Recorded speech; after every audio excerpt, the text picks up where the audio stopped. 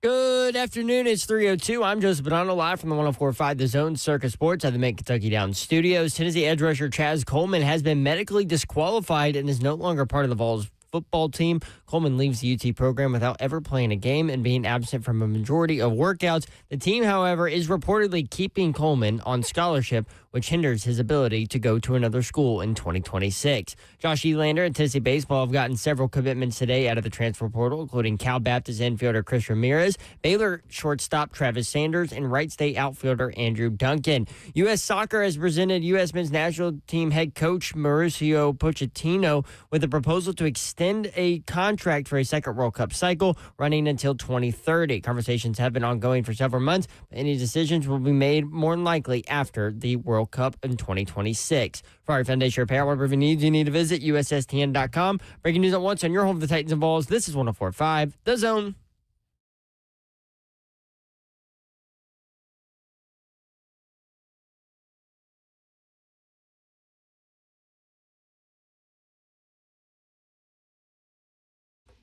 Three, tell 104.5 The Zone. Britt Doherty with you on a beautiful day in the Music City. Ross, come here for a second. John Stone. What do you think about Duke and Illinois playing at Bridgestone Arena? You mean Carolina and Illinois? Yeah, that's what I meant.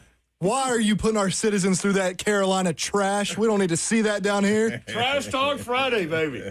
Let's go. College basketball in the middle of summer. I made this point the other day.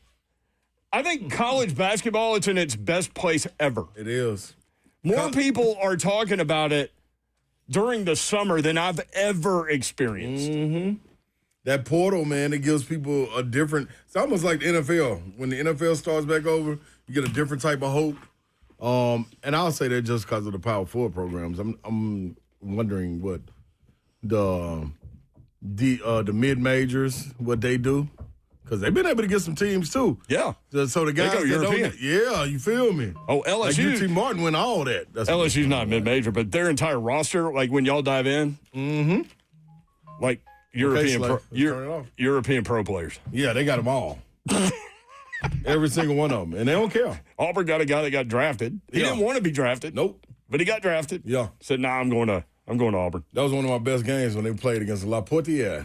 La Portière. Yeah, it was good little team over there. At that time, they had a dude 7.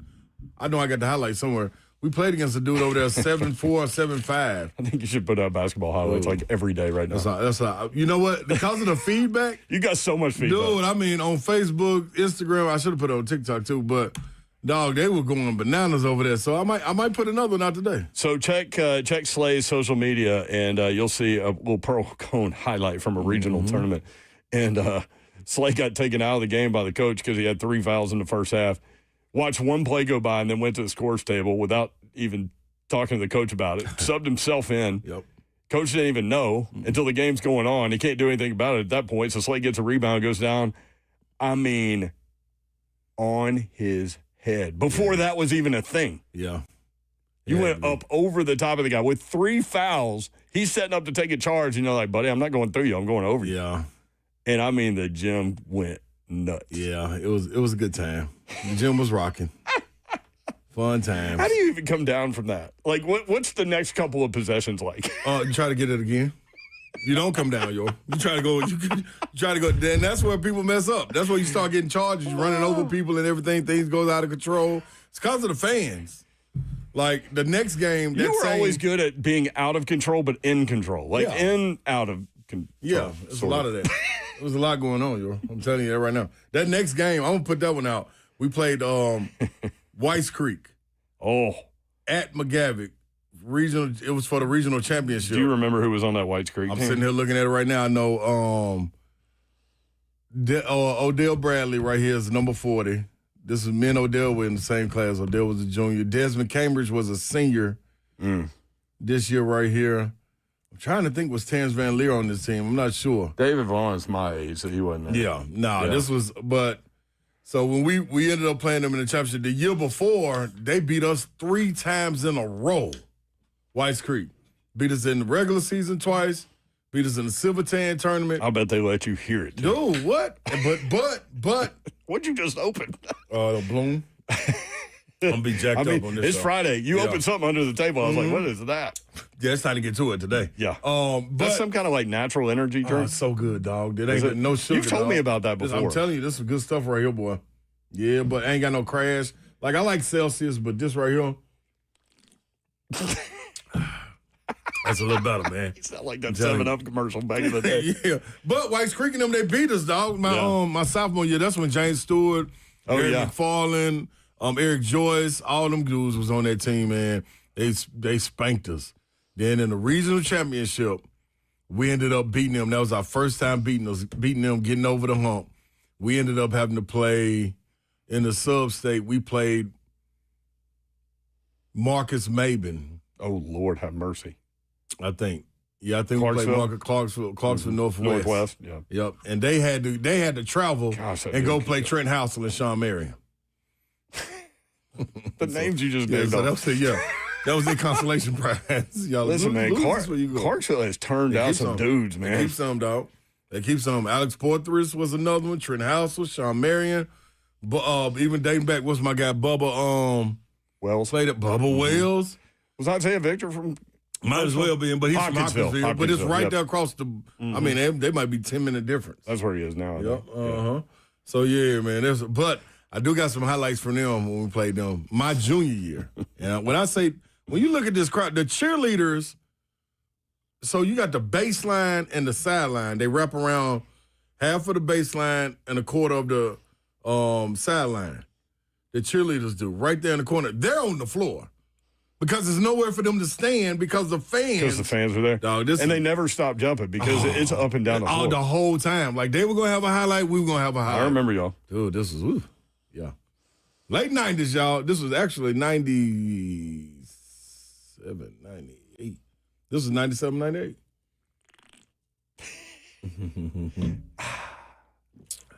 Yeah, there you go. 615-737-1045 is the number. It is Trash on Friday, Fried Friday. Yeah. Babsy is on assignment, speaking of Fried Friday, I'm sure. Slay Dog is here. I'm in the building. So I forgot to hit on something yesterday. What? I've been telling y'all for a long time. I finally paid my debt and saw Toy Story 2, 3, and 4. Listen, man. Now I'm ready for 5. I may go tonight. May go see it tonight. By myself, like you were going to do. Let me do this. You were prepared to do. Let me explain to the people, though. I think this came out when did Toy Story 1 come out? 95? Yeah, like it was mid-90s. Mid-90s. So, we appreciate you catching up in the animation world for something that took you 21 years. You were right on the money. No, is that 31? I was 21. You were right on the money. It was 95. 95. Yep. 31. 31 years. I forgot. It's 2026. Yeah, to come on up with us, y'all. We appreciate you coming up here, dog. But see, Toy Story 1, I actually did see that, but that's right after I got out of college. Okay. So there was a lot going on. Actually, both Toy Story 1 and 2 were out in the 90s. 95 and 99. 91, I was still, 90, what'd you say, 95? 95 95, I was still in college. and then 99. Boy, that's when we rolled down to Birmingham. That was And it right there. Peyton Manning showed up, and Joey Kent showed up, and on play number 1. Set the tone. We were down there for that. Guess who got to drive home, too? We didn't have a place to stay, so we just, night game, Birmingham to Knoxville. We pulled in, 5:30 in the morning. So yours drove home. Music loud as crap. Everybody trying to sleep in the car. I was like, Get up. It's got to be a concert in here. You know what I used to say when people do on road trips? Do a freeze out game. Roll the windows down. I couldn't stand it. I thought that was the stupidest game. Like, dude, why are we getting punished? We should all be able to go to sleep. Oh, I thought you meant you were doing it. No, I wouldn't dare. You don't like it cold. I love it cold, but it's gonna be cold in the car. I don't got to do freeze out. Like they rolling down You don't all the need windows help. to keep, and then putting the lock button on Oh, yeah. until everybody wake Like up. the child lock? Yeah, like come on. I didn't roll them down so nobody can let them up. I hated that. That wasn't a Will from the Ville thing, was it? Nah, this was like AAU type, Oh, middle school type stuff. I was dumb too. At that age.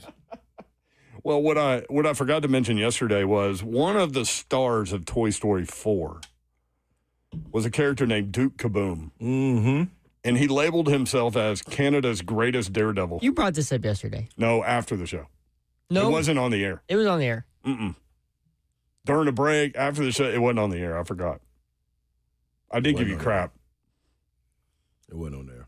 It I wasn't? remember. I remember it. It was during the break. I know. I just remember But getting I crap from you. thought about you while watching Toy Story 4. I was like, oh man, this is probably Zeff's favorite cartoon character of all time. Mm-hmm. That was his guy growing up. Either that or was Rocky and Bullwinkle from up there? Remember them back in the day? They were from up there. I think yeah, so. they had the Mount. What are the Mounties? What's the name of y'all people's up? Mountaineers. No. No, not the Mountaineers. The Mountie. The Mountie. What a name for somebody. Y'all wear the red coats, don't you, Zell? No, that's the British.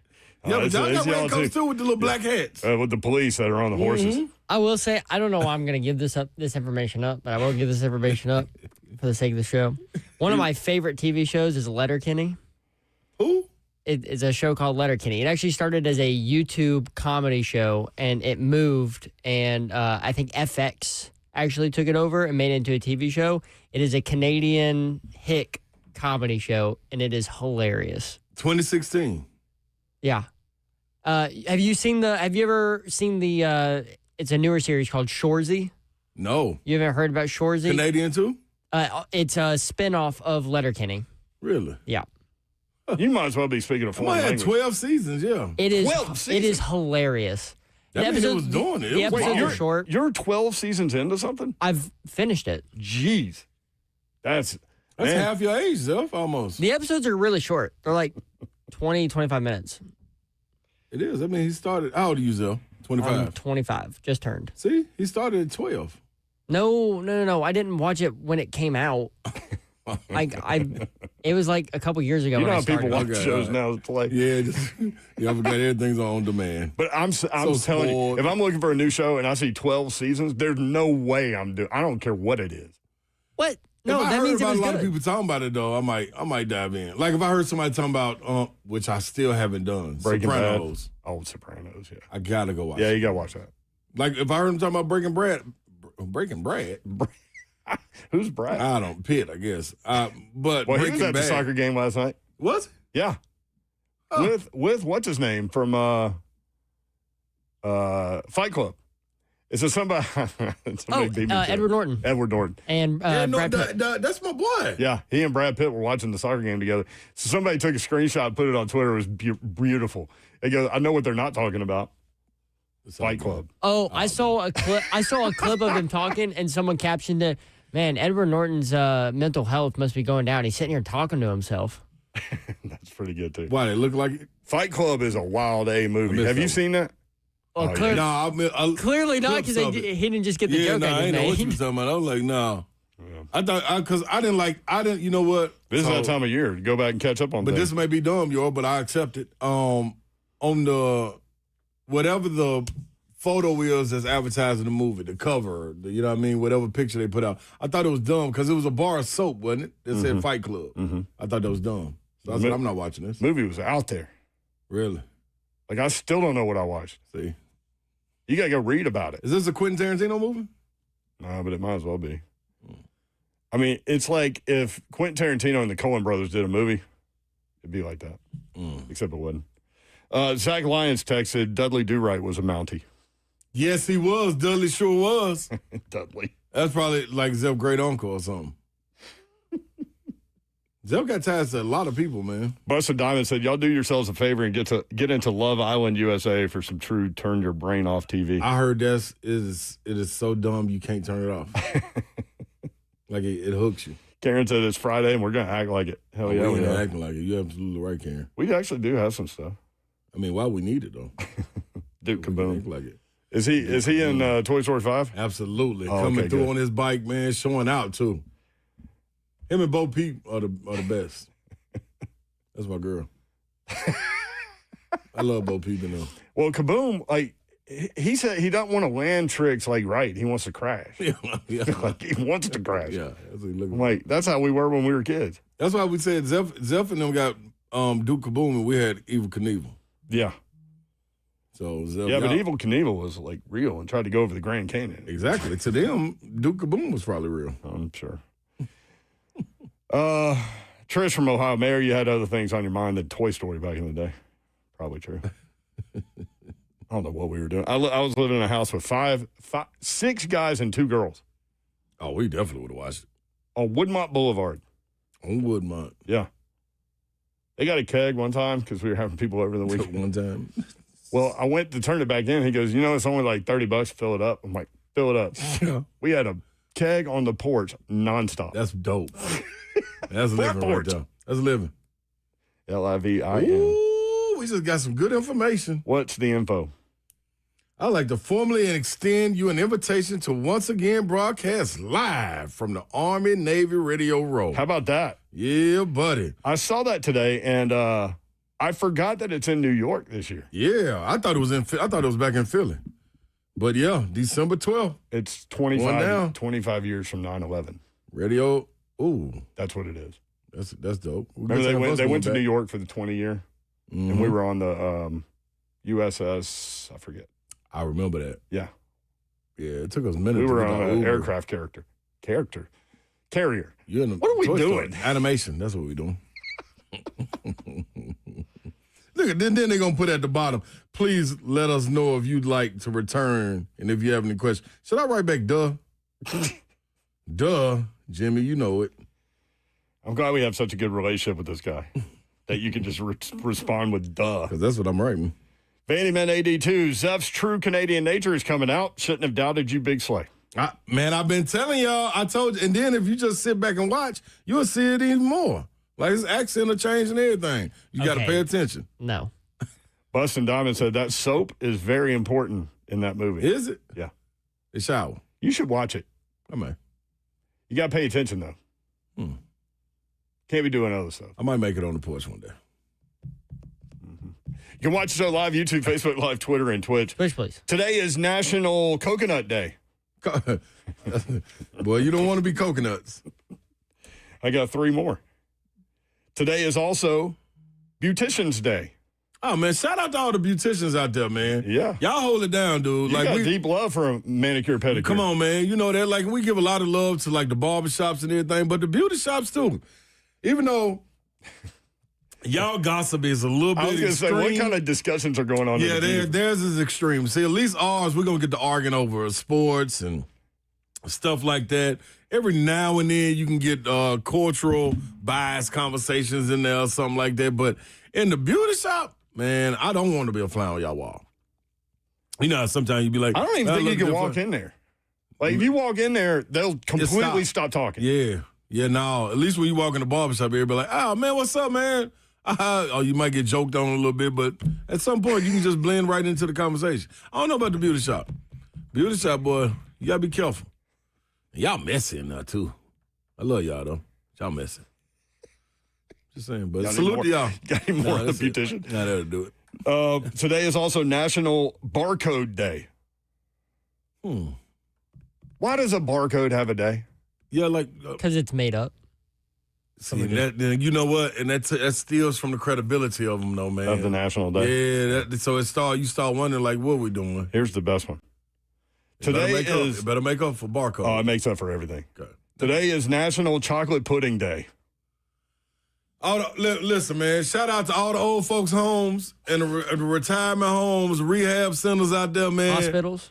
Man, all the hospitals. They do Jell-O at the hospital. They do Schools. Jell-O. Yeah. Schools. All the elementary schools that are closed right now, but maybe in for summer school. Did you ever cheat in the school cafeteria and get too much? More than you're supposed to? Nah, we had great. I was out. Listen, some of the greatest relationships. Did they give you more than you were supposed to? Absolutely. There you go. Okay. Absolutely. I should have phrased my question. Man, yeah, better. cafeteria workers Yeah. and janitors Yeah. were on my, like when, what is it, Teacher Appreciation Day? Mm-hmm. I would always bring something for the cafeteria workers or the janitors. Because them, the custodians and them, man, anything happening, you can get let into school. Boy, I'm telling you, like, it's supposed to be closed. You can get in there and shoot. The custodians and the cafeteria workers, they know everything that's going on in that school, Everything. too. Everything. Everything. I From love it. kids to teachers to everything. Man, we had the greatest. Parents. Dude, we had the greatest custodian on earth, Mr. Prim. Prim, man, Prim got to have a relative out there somewhere, man. But I think Prim passed. Pretty sure he did. but Prim was so smooth, man. He had the old school lack. No, it wasn't old school. He had a new school lack. That motherfucker stay clean. All dog, he'll come through school so slow, jump out with all them keys, man. Prim gonna give you some jewels, you know what I mean? And guess what? Guess what he used to look like? This one made him cold. What did he look like? Master Splinter. Like, and he had the wisdom of Master Splinter. You feel me? Like, it was, hey, dude, I'm telling dude, hey, man, come wear some gems. Do man. I need to watch Teenage Mutant Ninja Turtle stuff? Oh, that's a tough one, York. I've seen the first everything. Yeah, Did they make more? The last one when they got real. Like the live action version? Yeah, that was cool to me. That was cool When they got real. Yeah, you know what I mean? Like, I like that one. I don't like the animated ones. So where would you rank Toy Story 5, 1 to 5? You like the animated turtles? Yeah. I like the cartoon turtles.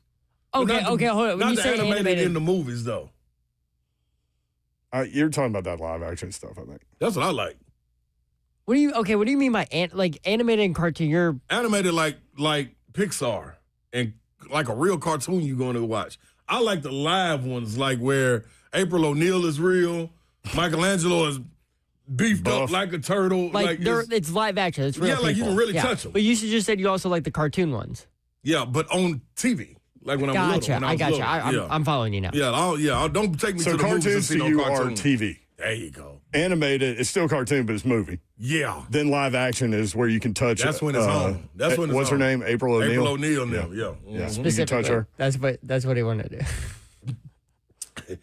You said it, not me. Wait, are you I love drinking? April Are you O'Neil. drinking Canadian bottled water? I am. Yeah, Zephyrus got the best water.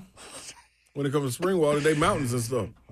All right. When we come back, Butch Jones with some things to say on Andy Staples, and it's odd because he has said this on 3HL a long time ago, but it's resurfaced. Interesting. Got that for you. If you want in, 615-737-1045, whatever direction you want to go, let's go.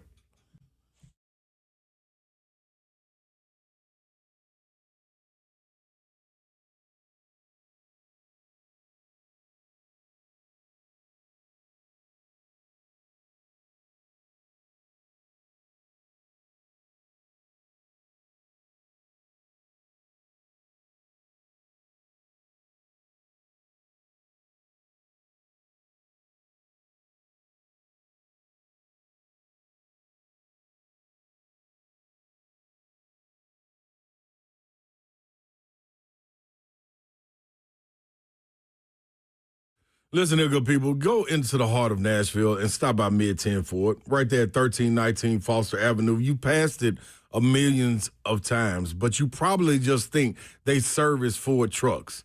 That's not what they do.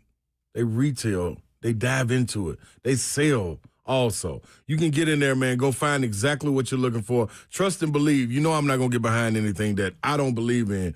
And you should do the exact same thing because I'm giving it to you uncut. 615-949-2737 is the number. Visit mid10fordtrucks.com. Also follow them on Facebook and Instagram, Mid-10 Ford. This where trust comes first. When you walk in, you understand the relationships that are built. They got servicing, financing, body shop, all in one stop, people. Doesn't get better than that. They come to your house, pick it up, service your vehicle, bring it back to you. Real easy to do. You want to be a part of this generation. Trust me. Mid-10 Ford. Bill Boynton back in the day, Mid-10 Ford, a legend in this market.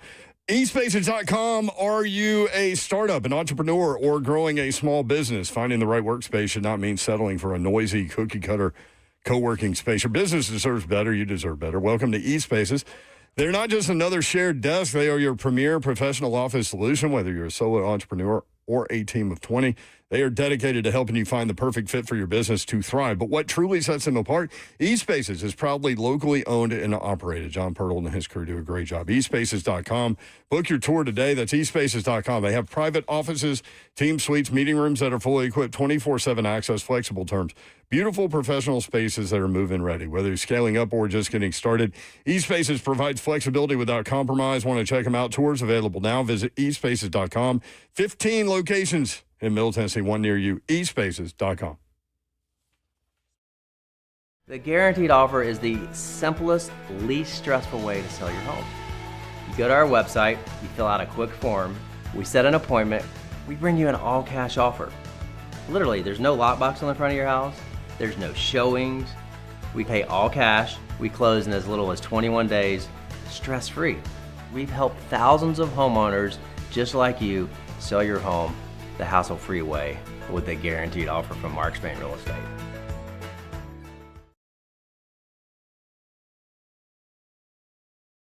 It's Ramon Foster, and I'm with Aaron from United Structure Systems. Man, they came by today to check out my house. If there's anything, any issues, small or big, you're gonna fill us in there. We can take care of it no matter what kind of problems. So first off, we'll just kind of take a look through your house and see what kind of issues you got going.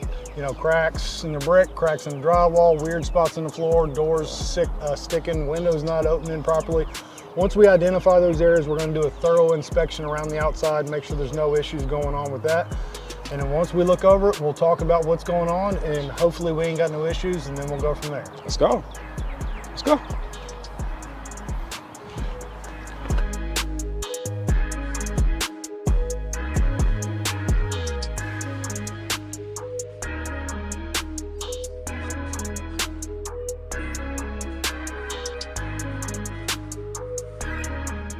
Ms. Foster, so we have looked at the issues that you brought up. We had the drywall in the attic up here above your bonus or your garage. You had some doors sticking. I did. Going in your bathroom.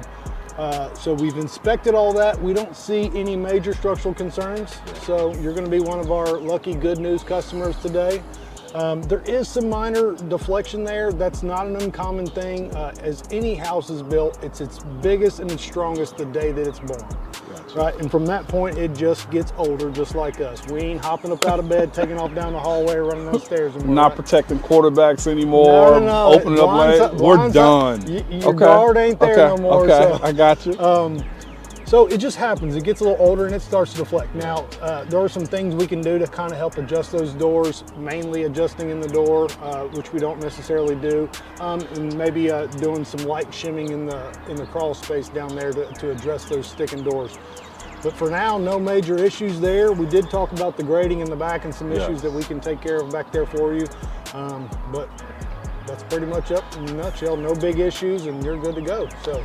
Awesome. So again, what you deal with United Structure Systems is it's upfront, it's honest, and now I can sleep peacefully at night, okay?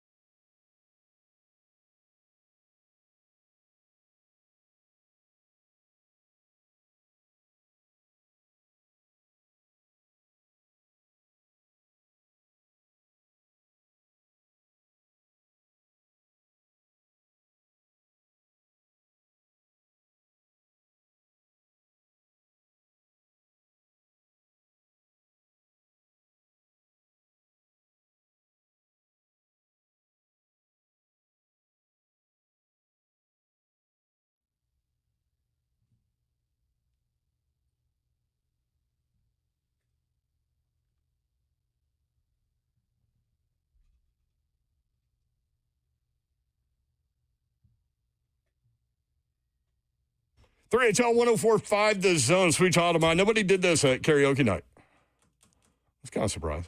Zeph should have did.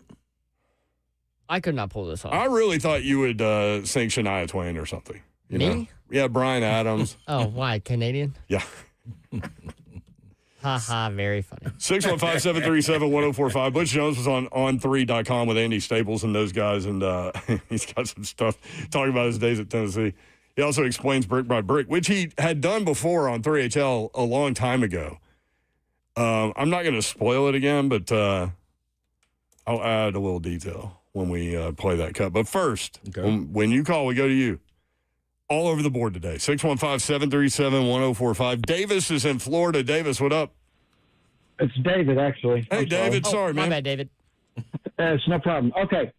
So Brent, I have to talk to you for a second. Okay, yeah, man. Just real quick. Yep. All right. So I've listened from day one, from like when y'all were on from noon to 3, and that loudmouth Clay was on, and then when it went to Mickey right after Clay left, and now with Don and now Slay, Yeah. I'm back listening again. Okay. Okay. Do you remember a long time ago, y'all did the thing, y'all did like twice, where us as listeners would get a hold of people we get a hold of, Yes. say celebrities and stuff like that, popular people, Yeah. and they would call into the show. Do you remember that? Yeah. So we would, it's funny. It was Listeners Book the Show day. Yes, this was the show. Yes, it was. It kind of ran its course in that we did it maybe one time too many, but the first couple, you're right, were really, really funny and good. Like we put it on the listeners to be able to get anybody you can get on. And a lot of people went through social media and were able to get like Turtle from Entourage. Dick Vitale was on, and it was kind of like when Jim Nance called Slay, is when Dick Vitale called, we had to make sure it was him. Yeah, exactly. So it was fun. That idea came about at a lunch we had, and it was me, Clay, Blaine, and our boss, Brad Willis at the time. We were just having lunch, and that idea was born that day, and we did it that day, actually, with no warning or anything. And it was a lot of fun. Thank you for reminding me about that, David. That was funny. It just got, how sometimes things just run their course, This was, you said y'all, we would just show up with nothing prepared. Wow. And listeners would call in, or listeners would get guests to call in, and they would call the listener line. And so it was called Listeners Book the Show Day. And I mean, really famous people. That's really kind of cool. That's pretty It's dope. been so long since we've done it, and we've never done it with you here. Nah, that's pretty dope. We might should bring that back out at some point. How would Babs go with that? No show, no prepared show. We just gonna go. You just got to roll. That was the fun thing about it for me, and I know it would be for you. Yeah. She comes from a TV world, so it's a little different with her, but she still rolls well with that stuff, but the unexpected. But I like that part of it. Like, random country star calls in, I'm with that. And then you just have to have a conversation. I'm open for that. Can't wait. They're going in the boom boom room. All of them. Every single time. You can lock the door as soon as you pick up. Martina McBride called in. So her husband listened all the time. So he called and was like, "You want me to get my wife to call?" We're like, yeah. Yeah, why wouldn't you? You can get anybody to call. And man, you can't help but ask dumb questions too. Yeah. Because there's no time to prepare for anything. Good. It's raw. And it's funny because, I know you don't do it like this. I don't either. But very rarely will I have questions written down. Yeah. Very, very rarely. Yeah. Because we like to not call them interviews. We call them conversations. Yep. And so we try to listen to what they say and then just go off that. But may have something to just fall back on in case you get stuck. But they're going to give you something. Especially if they're good conversations. Well, Martina McBride, I was like, I've heard this from people that sing the national anthem. Yeah. And that it's a really difficult song to sing. And that people have told me, I have to have the lyrics on the scoreboard of Jumbotron or wherever it is. Really? And so I asked her, I was like, is that a hard song to sing? She's like, no. I was like, hey, where'd you get that from? What do you mean? The internet. What do you mean? I'm a singer. It's a song. What are you talking about? That's how I would think of it. And they She's probably something. practiced so many times. Or She's something. 615-737-1045. I mean, Jim Nance booked himself that one day. That was incredible. I talked to him the other day. He working on something for August, maybe. Come on, Jimmy. Update on your drink situation. You can watch the show live, YouTube, Facebook Live, Twitter, and Twitch. Twitch, please. I have to remember some of the people that were on. Maybe some of y'all that remember can help. But you think you got any of them we got any in the vault? Oh no, probably not. That's a good question. I did find the hidden 3HL drive though, but Zeph, we may have to get Ian involved. Our engineer. Is it blocked off to where I can see it? I don't know. I texted you because I got with JT. Oh yeah, I don't have access to that. Right, but he might. Yeah, Ian might. Yeah. We gotta get a breakthrough, a cyber break, cyber breaking in, cyber breaking in. Can you give a shout out? Absolutely. You better know they presented by your mom and them. They are. Shout out to MTSU quarterback Roman Gagliano, who is at the Manning Passing Academy. Hell of a name. Yeah, he came on toward the end of the year and played really well last year. What was the last name? Gagliano? Gagliano. Is that Italian? Probably, yeah. Sounds Italian. I've never heard of nobody like that, though. Gagliano. Yeah, I mean, what else could that be? Gaggly. the ano part. I'm gonna Banana. I'll go. Yeah.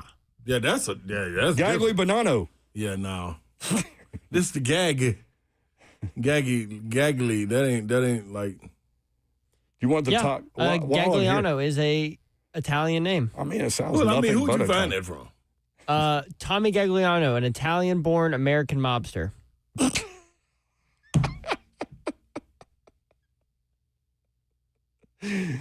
It's also an I Italian. wish I had a better chance to do bingo card stuff when it's just two of us, but or three of us, I guess. Sorry, Zach. It's also an Italian lineage of violin makers. See. Well, I was over there for quite some time. I've never heard of any Gaglianos. Well, were you playing violin? Well, I violin. was everywhere. I tell you, if you could have seen some of the places I was after 11 o'clock at night, Zell, you'd be to impressed. see you playing a violin on the street at like midnight, I that mean, would you be never something. know. I did Yeah. I took the little dude drums over one time. There is a town in Italy called Gagliano, Italy. There you go. Well, guess what? That is it. It's in the province of Enna, Sicily. Well, that sounds like Southern Italy. It'll Yeah, do that sounds every like- time. They can make up anything. That's where the Bonanos are from, Sicily. Make up anything. Now, that's what so, yeah. Did you go down to Sicily? Yeah, but you don't want to be down there too long.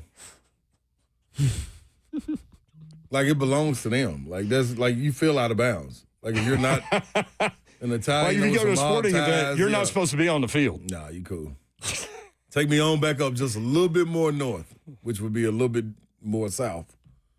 Just take me back on up some. Sicily, dog, it's just different now. You can feel it's different down there. Like it's ran differently. You need to watch Sopranos. I'm gonna watch it. I don't know how many seasons it might be like a 6, 7, 8-er. I don't know. I think it's more than that, I think. You think? I would say about 10. What you say, Zep? Did you ever watch Sopranos, Zep? I have not. Oh, come on, Zep. It's your You can't people. be Seth. you can't be Canadian Italian. There are and not 6 watch it. seasons, Can't be in a Canadian Only mobster. 6? 86 episodes. 86 episodes. How many episodes were they doing a season? Seasons 1 through 5 had 13 episodes each. In season 6, they crammed everything in to finish it in 21 episodes. God. 21. They're like an hour long too. Like Really? it's an investment. See, I know. But if you watch like 4 of them, you're in. Yeah. I mean, I you won't stop. watched the first 2 last summer. First 2 seasons? Yeah, episodes. Oh. He ain't stopping if you watch 2 Nah, seasons. I'm mad. Hey, can I give another shout out? Absolutely. While I'm Presented by here? your mama now. Shout out to the Hitman. Hitman. Blaine Bishop inducted into the Indiana Football Hall of Fame. Well deserved. Congrats. Good job, Hitman. Hitman is always sneaking into some other Hall of Fame without telling us. I believe that's 5. I know he's He's rolling. He's got one for the thumb. I talked to him the other day about coming to karaoke night. Blaine loves to sing, man. High pitched stuff too. He'll go up there. Good. I know he would have been good. And he was like, "No, dude, I'm in Indiana going into the Hall of Fame." I'm like, "Damn, Hitman, Got something to do. let a brother know." Got something to do. That's the Butch- same weekend for the Basketball Hall of Fame, too. Really? Butch Jones out of Arkansas State was on 3 Sports with Andy Staples and those guys. He starts out talking about the Hail Mary against Georgia. Right, Jeff? Oh, sorry. You wanted that now. My bad. I was reading about Blaine Bishop being in the Hall of Fame. Here it is. Oh, that's a good reason. You're in Athens, Georgia, 2016. You got 1 play left. Yeah. What is going through your mind before Josh Jobs throws to Juwan Jennings? Well, Andy, it's amazing you bring that up because still to this day in recruiting, I'll have parents sit in my office or players that we're recruiting and they want to know the story. They still remember like it was yesterday. And if you really push the rewind button, in about 50 seconds, we went from winning the game to losing the game to winning the game. But it really all set up that we had used this end of the game kickoff return. It was really our hands team. And we got it from the New England Patriots, and it was set for an end of the game situation like that, whether they were going to sky kick it or squib kick it. And I remember watching the game. on TV and kind of hearing the commentators, and Gary Danielson is like, what is going on? Tennessee has their hands team on. They've misjudged this situation. Well, we had actually practiced that for about 2 years and never used it. So we finally had the opportunity, and our players executed it brilliantly in that moment in time. So we got the ball right around midfield or so. So actually, we're in a 3-by-1 set. We knew we had one timeout left. We actually put Jauan Jennings, who caught the ball, we actually put him into the boundary. And so if they were just one-on-one and the safety was shaded to the 3-by side, we were just, Josh knew he was going to take the one-on-one with Jauan, but they had a safety over the top. So we called timeout. So we actually changed the formation on the sideline. Jauan had never been the point guy, the number 2 guy in the 3-by-1 side. We put him there. And I tell you what, it was brilliant. Alvin Kamara did a really good job in pass pro that probably people don't realize with helping secure the edge rush. And then Josh pushed the pocket and made a brilliant throw. And then the rest is Jauan Jennings going up. And I just remember the coaches on the headphones saying, he caught it, he caught it, he caught it. And it's one of those moments in time that you'll never forget. Yeah. I mean, it's one of the most iconic plays of my entire life. I cannot imagine living through something like that. You know what was, when you go back and you relive it, though, of being in the moment, everybody believed we were going to win the football game. There was absolutely no doubt. You look at what just happened in terms of that was a catastrophic play. We were in a drop 8 coverage, and I believe Eason was the quarterback. He made probably a once-in-a-million throw to the backside receiver. I think it was Ridley. And, for our players to not, blink, in that moment with the crowd being on the road. I mean, you know what it's like going on the road in the SEC. And from the kickoff return to the final play of the game, it was like slow motion. It was like we knew we were going to find a way to win the football game. And, that was also coming off the heels of an emotional win the week before in Knoxville. First time in many years that we'd also beat Andy's alma mater, the University of Florida. Yeah. I don't know if that was coming up. I had to you. I'm sorry. Which our producer is a huge Tennessee fan, and as you're taking us through that, he's like sending us all the names of the players on the team. It's like reliving the good times, and I wanted to let you know he's smiling down there. Dude, that was something else. Where did you consume that play? In Israel. Yeah. I was in Israel. No, I'm lying. I'm lying to y'all. Don't do that. I don't want to do that. That's Zach's topic. It sure is. Lion Langs. That's his set. He need to do an episode, a segment on this show. So that was a 2:30 kick Central Time. Yeah, I was in Portugal. I was in Portugal. So the end of that game was probably close to midnight over there. Yeah, and I was fried. We got our we got our coach to move. This is how much power our coach had. He could move our games.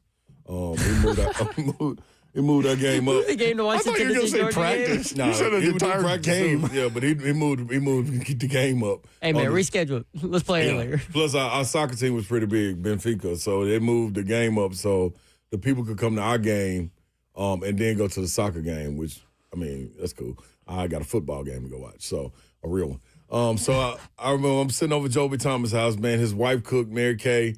They cooked. We over there chilling. Me, Self, and Joby T, man, sitting there eating. Man, I'm talking cash money. Like he said, the game was going back and forth. That throw by Eason was one of the best throws I've ever seen in my life. That's what sent me home. That's what sent me home. I'm like, dude, we got it. And then he did that throw, and I'm like, so you missed it live? Oh, yes, I missed it live. Oh, no, Slay. I missed it live. I got down the elevator, got in my car, and was putting it on the to listen to it driving home on the broadcast, Vol Network. And Joby interrupted it and called me. And it's like, dog, you just missed it. Y'all won. I'm like, what you mean? How? So I got out of my car, went back upstairs to his house, his apartment, got up there, and they was still showing the replay. I'm like, dude, ain't no way. I was too geeked. So me and Self went out to the club after that. Might as well. I was at home.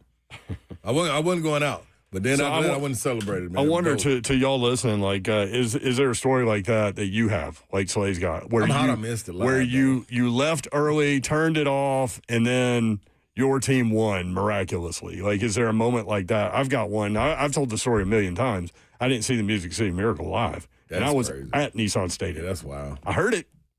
I heard the crowd. 615-737-1045 if you would like to share. 615-737-1045. You know, we had Jauan Jennings on, and he told a little bit, basically that story. Yeah. And Evan Berry is the guy that returned the kickoff, and there was a penalty that advanced the ball to get it close enough. But, yeah, Jauan Jennings was on the other side, and he was pissed. Yep. I remember when he said he came back in and they changed the play. He was like, "No, I'm going over here." He said, "Yeah." He told him where he was going. He wanted to be in action. Butch was right. Yep. But he didn't go all the way into it on the detail there. But Jauan did for sure. A couple more cuts from Butch Jones. If you want in, 615-737-1045. A big play where you gave up on your team and you missed it. I did. 615-737-1045.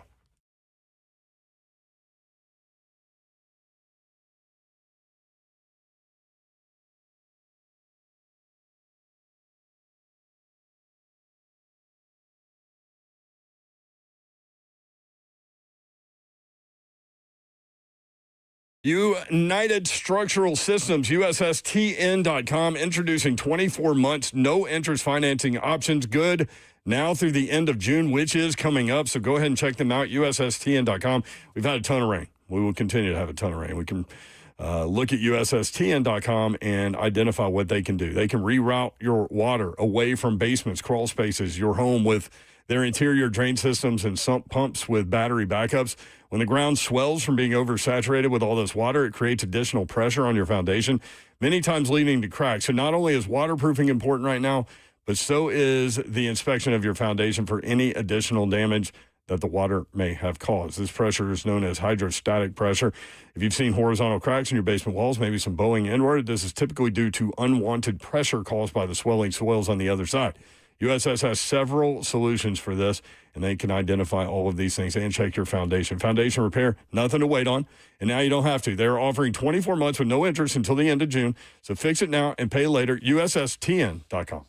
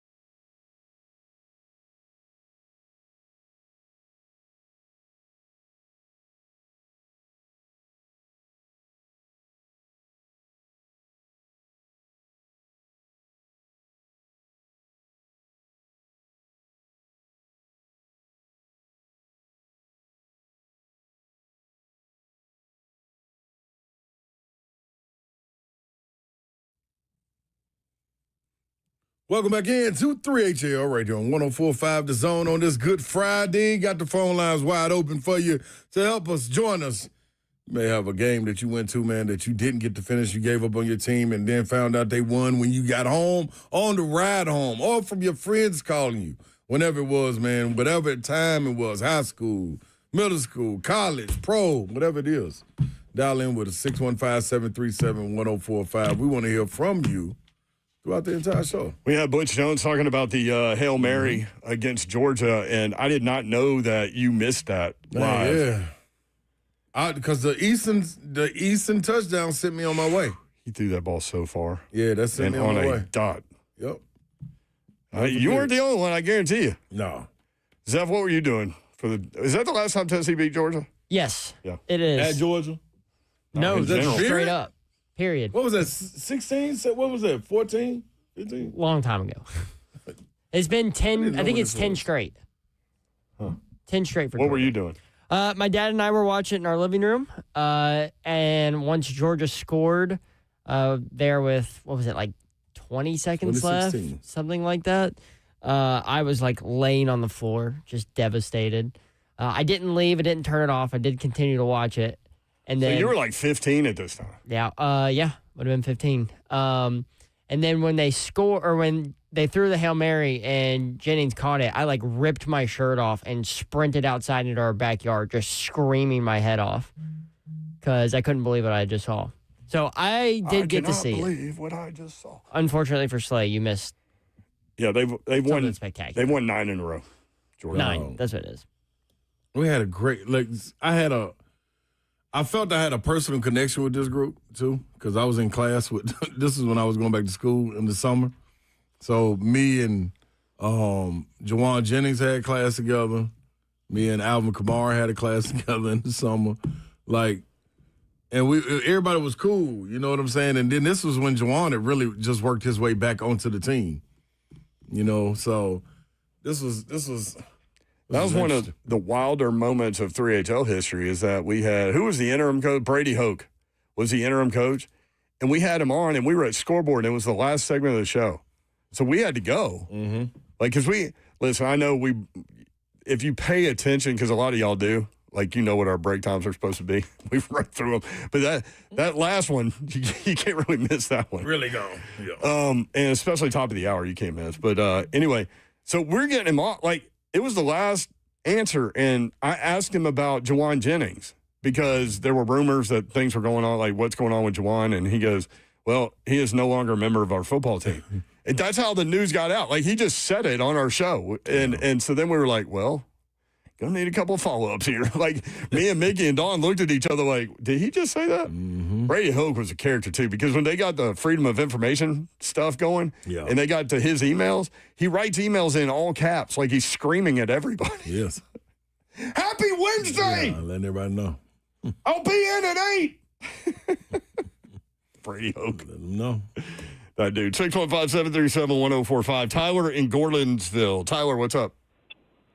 Man, I was calling regarding the Juwan Jennings catch, Slay. Man, I wanted you to know you are not the only one that had that same situation happen. Man, I remember so vividly. I was in Chattanooga, had some buddies over. We had the hors d'oeuvres going, had the steaks going, man.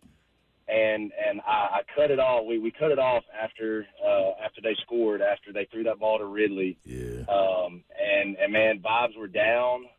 And cut it off. Everybody was all moping. And I get a call from my brother who's an Auburn fan, and he said, you are not just going to believe what happened. Guess what? And I said, yeah, I know we lost, man. You ain't got to call me about it. I said, no, Tennessee won. Tennessee won, man. I said, there ain't no way. So we turned it back on. And I could not believe that with 4 seconds left that we threw the ball, man. And man, it's like one of those things you say, man. It is something you will never forget. It is a memory and a play. You always know where you go back. But that's what sports does, man. That's right, man. That's right. Hey, man, I want to leave y'all with this. Slay, I saw you in the airport with my son whenever he was 1. He's about to turn 3. And I just wanted to thank you very much for taking your time to take a picture with him. It's something I always go back to, man. And so I appreciate everything that y'all do. No doubt, man. That's dope. Thank you, brother. Yeah. Sports and music. Like, you remember things, like it takes you back in time romantically to a stage of where you were in life and all those things. It can unite them. Yep, and how you were consumed a player. Yep. or whatever. So, yeah, we'll continue this line of discussion. A play that you missed. You turned it off. You left early. And then your team won. 615-737-1045. Also, coming up, Butch Jones with On3 Sports on what he learned during his time at Tennessee. Also, Butch Jones on the brick-by-brick mantra. Uh-oh. I can't wait to hear this because I never knew where it came from. Maybe he told that before you got on 3HL. Had to. Or maybe he told me not on the air. Yeah. Could've been that. But I know the story. Okay. He didn't come up with it himself. No.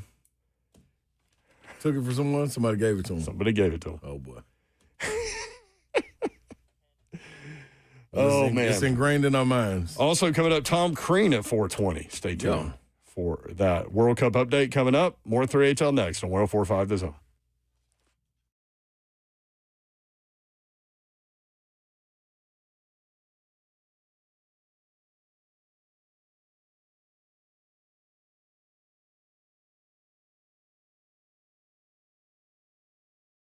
Tell you what's the real deal. Pella Windows and Doors of Nashville. The absolute best if you need replacement windows and doors in your home. When it's time to upgrade those things, Pella, who you need to call, 615-249-1910.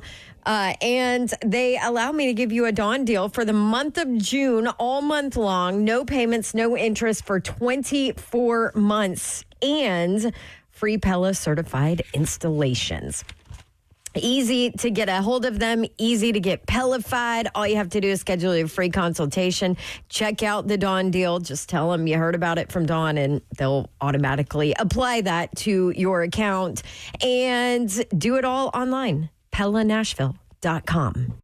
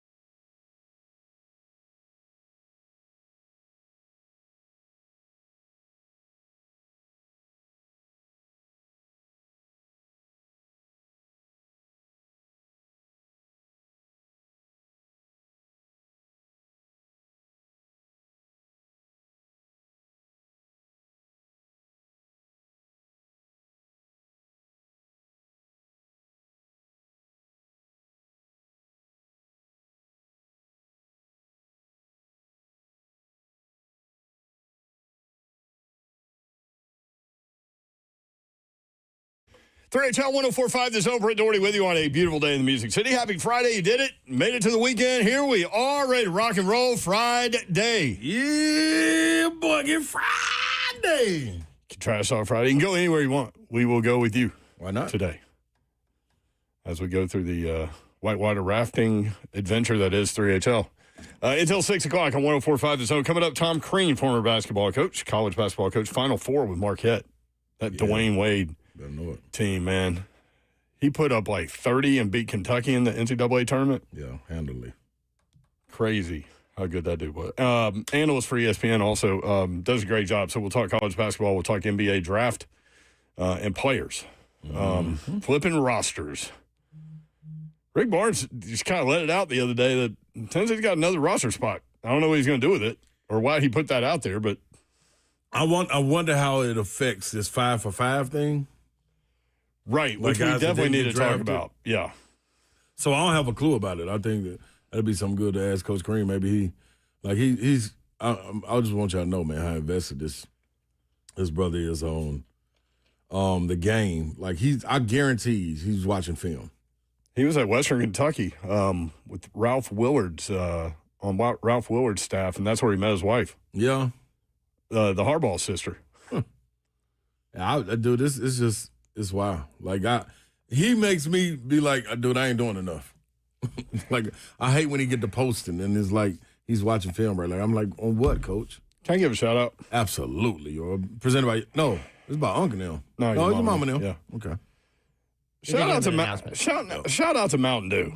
What they done did now? It's so freaking good, and I try to limit myself to like 5 a year. Man, but I'm kind of on a little kick right now. Never had one in my life, bro. Why do they make this? Oh, Slay. Why do they make this so bad for you? Dad or Mellow Yellow. I don't like the color. Mountain Dew better than Mellow Yellow. What's the difference? One of them yellow. I mean, they're similar. I don't know. Mountain Dew maybe a little sweeter. Okay. Maybe. Is one of them got like a little citrus? I could drink this whole thing. And it's got carbonation in it. So what's the taste of it, though? Why don't you taste it? No, I don't want no Mountain Dew. Or Mellow Yellow. It's a lemon lime drink. So it's like Sprite. It gives you all kinds of energy. Sprite with energy. Was it Will Ferrell? He's all hopped up on Mountain Dew. He got a new movie coming out, too. Netflix that's about to release a golfing movie. Really? He's going to be hilarious. He's back in his hilarious bag. Did you see him leading the USA chants? No. He was at the game, too. Dude is a nut, man. That's a coconut on Coconut Day. Man, when he's got that white man fro thing going, he looks a little like B. Arthur from the Golden Girls. And it's gray now. Yeah. So we were talking, Slay's here. Did we do that? I'm in the building. You better be ready.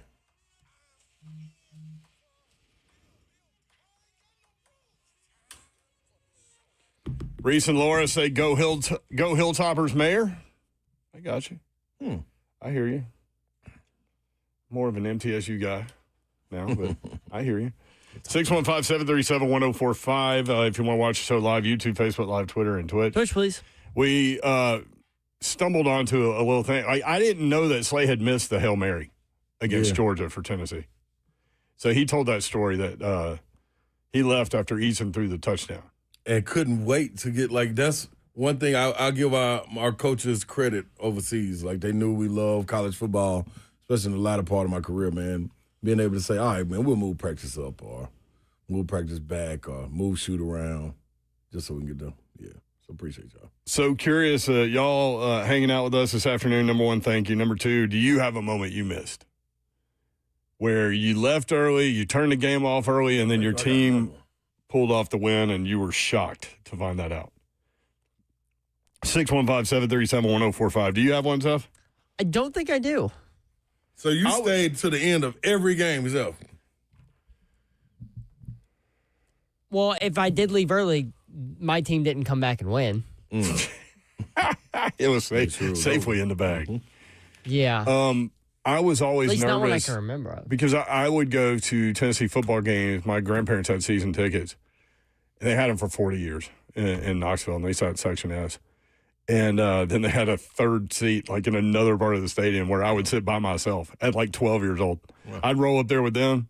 I'd go to my seat, they'd go to theirs, and then I would come down to their seats if it was a tight game right after and they would wait, or if it wasn't, then I would come down, and usually there was a place I could sit with them. But I was always worried that they would want to leave early because that drive back to Nashville, you know, Yeah, you got to get on try to beat the crowd. But they never did. They never did. I think props to my grandparents. The only game that I even had something close to that, do you remember the Titans-Eagles game a few years ago? I think it was in Philly. It went to overtime, and Mariota hit Corey Davis in the back of the end zone in overtime to win it. I was driving back from Florida, and we turned the radio on, like, in the middle of that play because we were in the car, and we, like, got into a spot where we could get the radio turned on. But I heard the end of the play. I didn't really I missed most of the game. Just I heard the last play. We were coming back from Florida, same type deal, listening to Tennessee, Kentucky on the radio, and it's the game where, like, people were taking themselves out of the game. And in Lexington, Derek Dooley was losing it. Then they lost. And Kentucky didn't even have a quarterback. They had a wide receiver play quarterback and still beat Tennessee. I'm trying to think of was that? Oh, that was in. People were saying that was in Nashville, not in Philadelphia. Well, I was in Florida, so I didn't know. My bad. You're trying to think of another one? Yeah, I'm trying to think of a basketball game. Yeah. The baseball was, well, I didn't miss it. No, so that don't count. What? There was the balls in there. When the Florida State game. Oh, dude, that game was insane. Oh, my. I watched that, though, so. Yeah, I did too. See, if I try and turn it off, like I'll feel guilty about it, and I'll be like, go turn it back on. Like, Every what are once you in a doing? while, I'll go back and watch that inning against Florida State. It was good, though. Woo. Yeah, that was good team. Florida State's had a couple missed opportunities against Tennessee. Buddy. Yeah, buddy. One in football, one in baseball. Tanner in Goodlettsville. Tanner, what you got, man? I got my story on the old 2016 Georgia-Tennessee Hail Mary play. Okay. So me and my wife at the time, we had a birthday party or something to go to that day. So I DVR'd it, and I'm telling everybody, all my friends, don't tell me anything, blah, blah, blah, blah, blah, blah.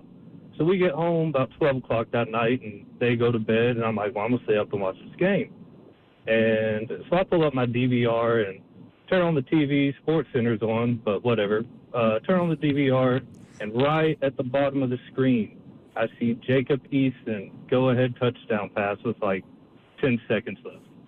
So my heart just sinks to my stomach because if you're a Tennessee fan, especially during those times, you're like, of course that's how we lose, man. It's like, And I almost did not watch the game. But I turned it on and I watched the game, and I mean, I watched that whole game just emotionless. Even when we made a big play, I'm just like, whatever. So then we see the play with Eason, and I'm just like, there it is. Of course. Oh, God, whatever. So then a couple minutes later, Dobbs, Jennings, touchdown. And I don't even react. I'm just like, well, where's the flag? I know we didn't win. And there's no flag coming. And I'm like, oh, my God. And so I just start going crazy, like, oh, my God. Woke my kid up, woke my wife up. She got all mad, but I could not have been any happier, man. I mean, watching a whole game, just knowing your team's going to lose, boy. and then you get to watch them win. I mean, it's one of my favorite memories of all time. That's dope, bro. Love it, man. Thank you. Appreciate it. 615-737-1045. Wasn't Tennessee like 5-0 when they went to Texas A&M? Bush Jones had them in the Oh, that game was incredible too. It was Bush Jones had them in the top 10. People forget about that. Mm-hmm. That was the one. It went to what? Double overtime? Yeah, 45-38 at Texas A&M. Dobbs threw the interception at double overtime. And Alvin Kamara had a day because Jalen Hurd didn't make the trip. Yep. Was this or this when Jalen Hurd was mad because it was getting his carries taken away? I don't remember what the technical reason was. Like, I don't remember what I could Halloween, say. I remember going to a haunted house, like a haunted house after the game. It was October 8th. So haunted house. It was haunted house time. So, haunted house time. I don't know why we went to a haunted house right after the game, but we did. Tennessee was ranked number 9 in the country at number 8 Texas A&M. And they stayed at number 9 despite the loss, and then went and lost to Alabama and got pummeled 49-10. Then lost at South Carolina. So won their first 5, lost the next 3. 615-737-1045. Lost to Vanderbilt that year, too. You know what they finished that year? 45-35. 4-4. Was that near Thanksgiving, that Vanderbilt game? Always. That was the weekend of Thanksgiving. And I went to that game. Vanderbilt was 10-3. And then Tennessee played Nebraska in the Music City Bowl, and that's where Derek Barnett went to broke that the game sack too. record. Went to both those games. That game right there? Yeah. They stopped Was that the game? I was watching on TV. You remember they stopped the game when he broke it, and they let him they had a little moment for him. It happened late too. Mm-hmm. It's like fourth quarter. Yep. 615-737-1045. Dell in Mount Juliet. Dell, what's up? Hey guys, I got a little history on the Tennessee Georgia rivalry. Some of you guys may not be old enough to remember. I'll be wrestling years in a row, going back to Ray Goff. And then on my 40th birthday with Quincy Carter, we broke that 9-year streak. So I've always said that until we beat y'all 9 in a row, I'm never going to cut Tennessee any slack. And we missed that Hail Mary because I thought we had to get one. I went into another part of the house, and then I come right back to the living room. What the hell? And I also did the same thing yesterday. So my luck on last minute stuff is not good. All right, Dell, you're just gonna have to hang with it then, man. appreciate the call. 615-737-1045. He said we're not old enough. I was at that game with Quincy Carter and Tennessee beat them in Georgia. I was there because Quincy Carter showed up at a bar that we were at later that night. Really? Yeah. That's how you shake it. Boy, they loved him. I like it. Like a rock star walked in there. I love that. 615-737-1045. When we come back, we'll talk basketball. Tom Crean, and we'll continue this discussion a little bit later. So if you want to stay on hold, please do. If you want to call back, understand that too. But we'll get back to that topic. An interesting summer topic there. Just curious to know what you guys missed. And it was cool to hear his side from the other side of it. 615-737-1045.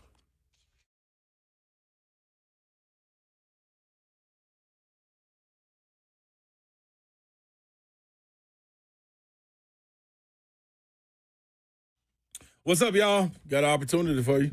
Go to Brentwood Jewelry. That's where you get the opportunity. They got opportunities and opportunities and deals and style, and all of it is exceptional. It's been every single day for 50 years. That's right, over 50 years. Put a plus on that. 7012 Church Street East, located in the heart of Brentwood, just off Franklin Road. You can't miss it. You can go right there also on your handheld devices. BrentwoodJewelry.com. Check it out. But this is what you got to know. I know you probably missed the Father's Day sale because nobody was, investing in that. But you got another one, the 4th of July sale. You can't miss this one. Get ahead of it. 20% to 40% off store-wide. You get that? 20% to 40% off store-wide. Celebrate Dad and America's independence with incredible savings. We're going to all put it into one. But $250 off any store item over $1,000. Go get it. BrentwoodJewelry.com. Dodge Chrysler Jeep Ram, that is where you need to go to get that next new vehicle. They have moved up the street, just right up the street from their old location. Gupton Motors now open for business in Springfield at the new location, 3224 Tom Austin Highway. If you're looking for an excellent selection of popular new vehicles in Middle Tennessee, Southern Kentucky, Northern Alabama, you can get there. Daniel Gupton and his crew ready to help you out. Put Gupton Motors at the top of your list. Just a short drive from Nashville, about 30 minutes from downtown. They're kicking things off with a declaration of deals. Take on any terrain. In the 2026 Jeep Wrangler Rubicon with $2,000 bonus cash for returning Jeep owners and leasees, or you can upgrade your drive with the powerful 2026 Ram 1500 Laramie Crew Cab 4x4 now with $5,500 cash bonus. Visit Gupton Dodge Chrysler Jeep Ram today, 3224 Tom Austin Highway in Springfield, or shop online, GuptonMotors.com. All the dealership information is there. All of the inventory is there, new and pre-owned. All the deals they have going on this month right there at GuptonMotors.com. Gupton Motors, driving deals home. For the best deals, the best service, the best experience, you got to go to Gupton. Offers subject to eligibility. See dealer for details.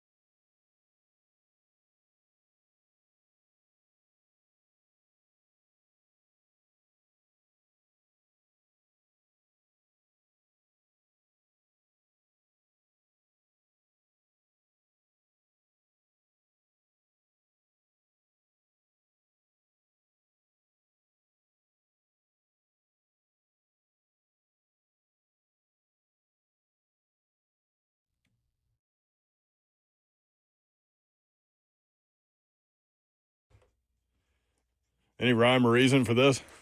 I mean, I love the song. I saw it in the system, and I was like, I'm gonna play that. So I put a lot of thought into it today. I love it, Friday. I'm just going with the flow. Mm-hmm. I should be the one short timing it. I'm out all next week. But I'm I not don't. short time. I'm just going with the flow. I spread to the finish. I'm just going with the flow. We all do. It's Friday. Nothing wrong with that. You want to talk a little basketball, Slay Dog? Why wouldn't I? Brent Doherty, Ron Slay with you. Babs will be back on Monday. She's on assignment. Tom Crean joins us now at Tom Crean on X, former college basketball coach and analyst for ESPN. Coach, thanks for taking the time, man. How are you? I'm great. Great to be with you guys. Man, we were the sleigh man, the sleigh ride. Hey, what's up, Coach? The sleigh ride. How you doing? I'm good, brother.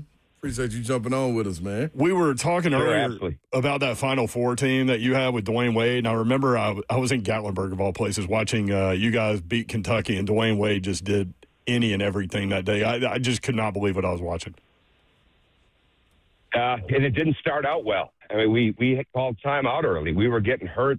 Jules, Kamara, people like that were hurting us in that game early on, and we settled in. We really settled in. Our guys believed they were going to win that. I mean, they really did. And Keith Boykins ended up Bogans, I'm sorry. Bogans, yep. Keith Bogans ended up not playing in that game with an injury. But our guys, after beating Pittsburgh, the next day in between, we beat Pittsburgh on a Thursday night. So there's Friday, and we've got the game on Saturday afternoon. Our guys were so locked in on Friday. And Ron knows this. There's times you can just look around, and it's just a little different. And the spirit and the confidence. I mean, you always want a confident team, but then there's just certain times that it's different. And that was one of those days. Friday was different. The practice was different. Dwayne Wade, we did an hour and a half practice. Dwayne Wade took 3 charges inside of a day before game practice. Ooh, and it was like 20 minutes of scrimmaging. So it wasn't like it was that long, but that was what our guys did, right? Like we did individual workouts all the way up through the Final Four. We scrimmaged every day before a game. It wasn't all out nonstop like that in practice, but when we went hard.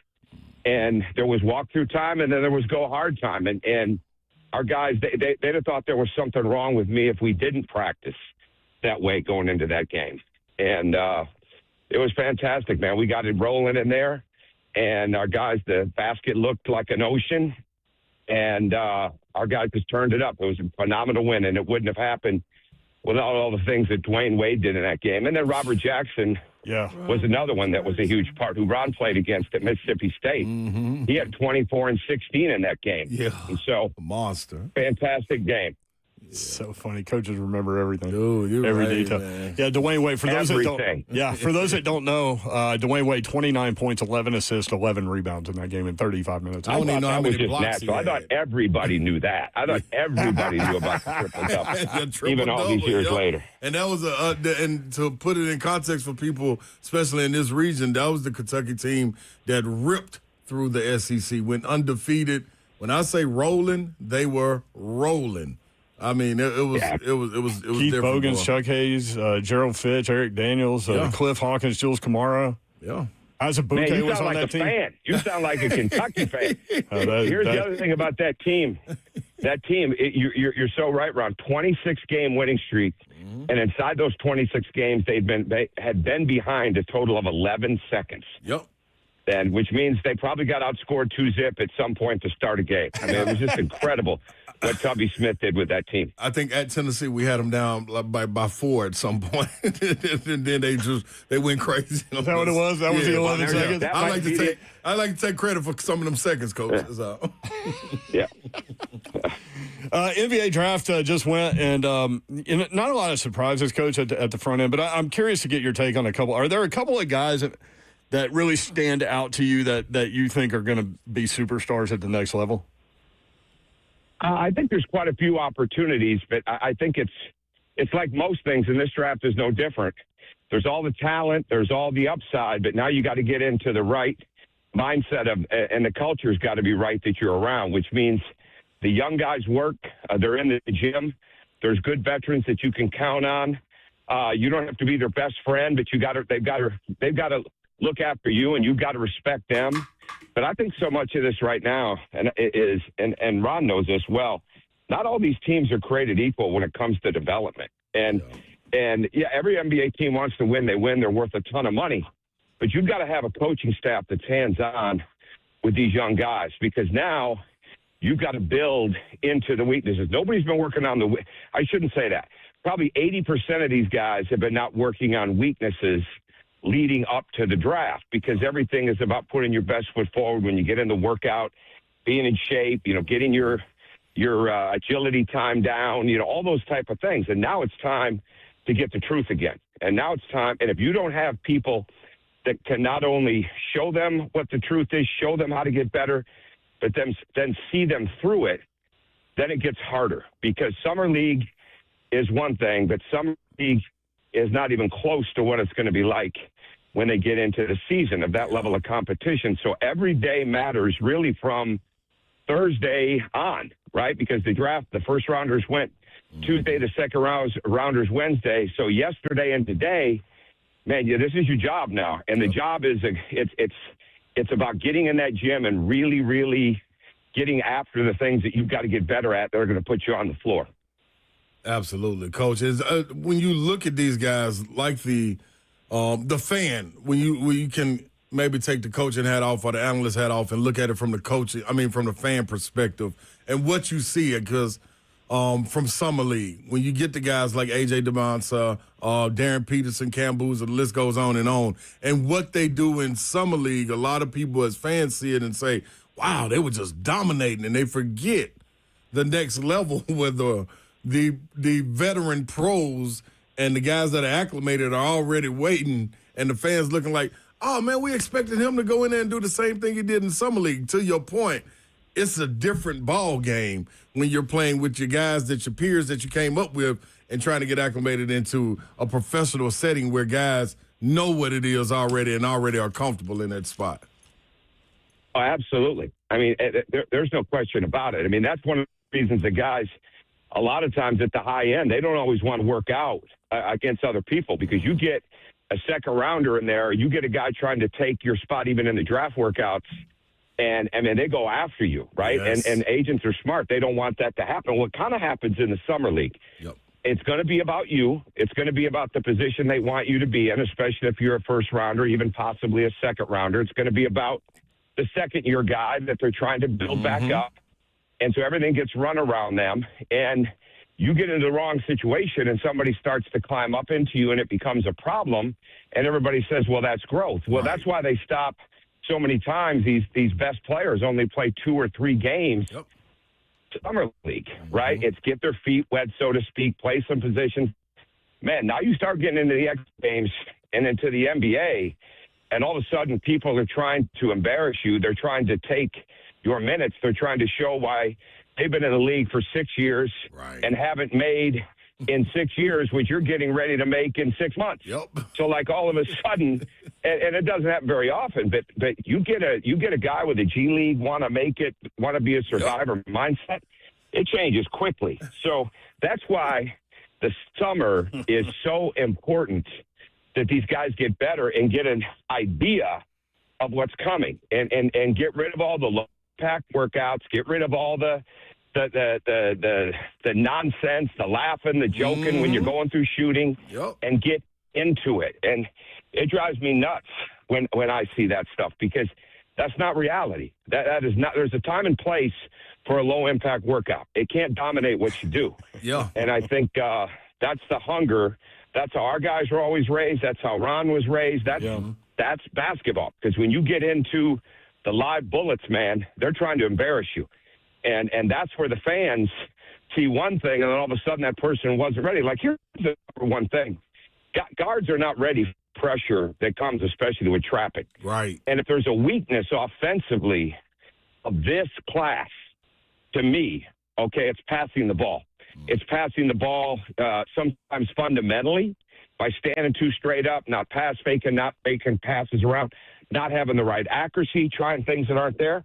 That's all a product of being workout babies. That's all a product of coming up in this world where you're going against cones and people that are being paid to guard you 50%, and instead of dealing with some 6'8" guy with a 6-foot wingspan, okay, you're dealing with some 5'10" guy, okay, that's a stockbroker from college, right? Like, that's just not how it works.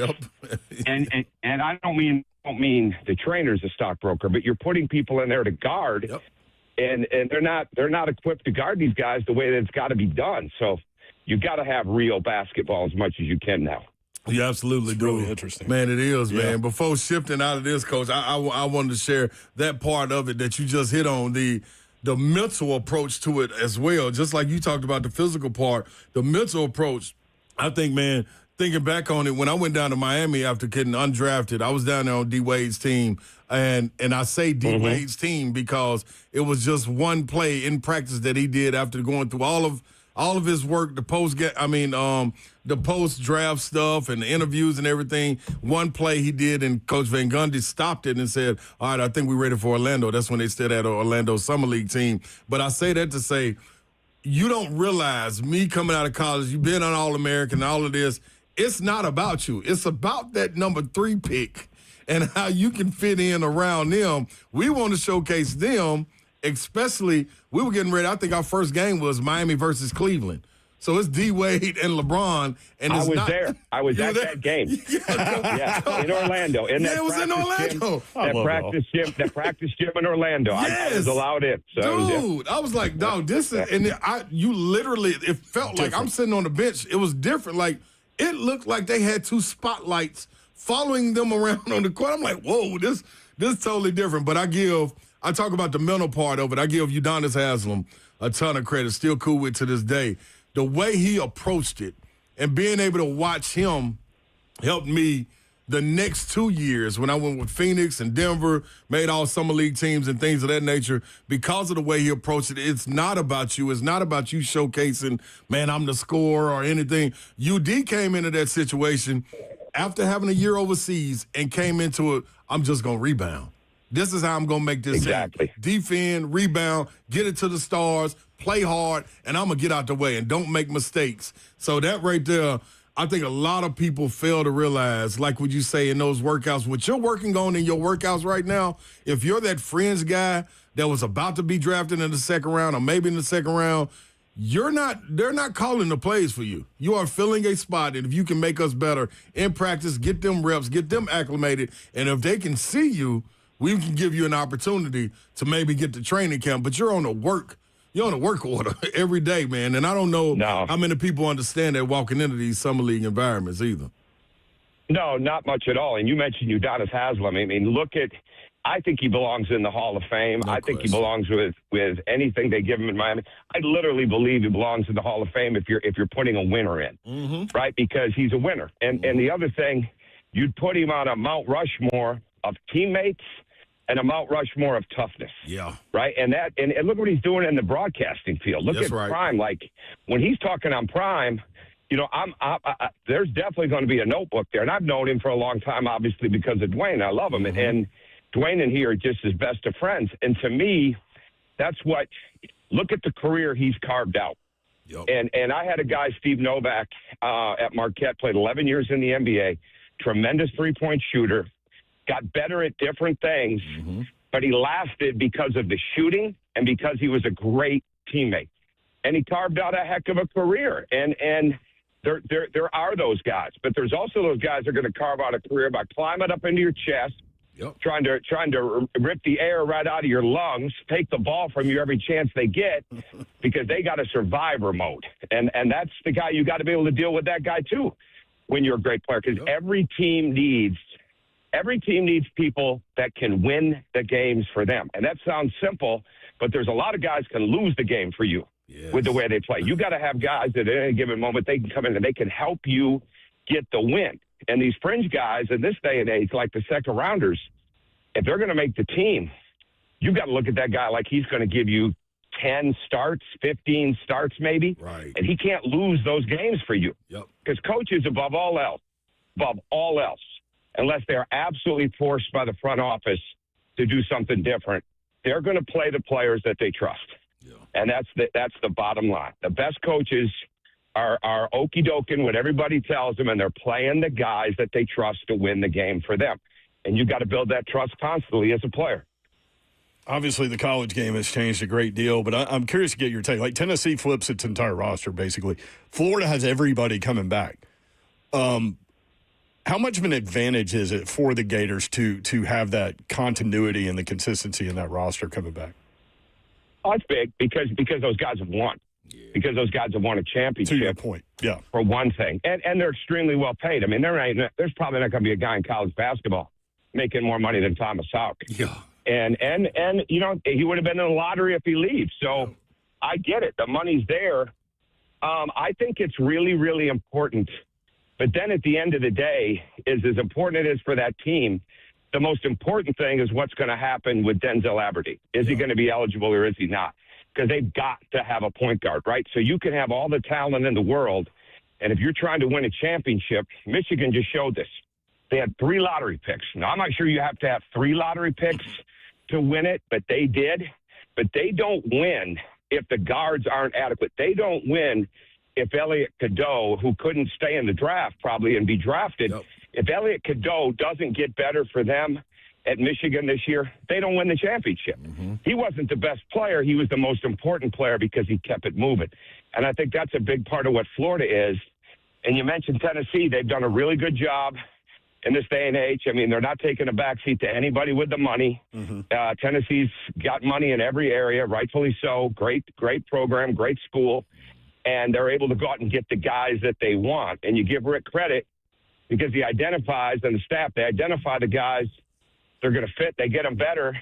I don't know when's the last time they've had 3 guys drafted like they did this time. And I just think it goes to show that if you have a real plan, real experience, you're not afraid to coach your guys the way they got to be coached, you understand what you need to win your league, you can do it. But Florida has got an advantage, not only because of the returners, but because of how good they are.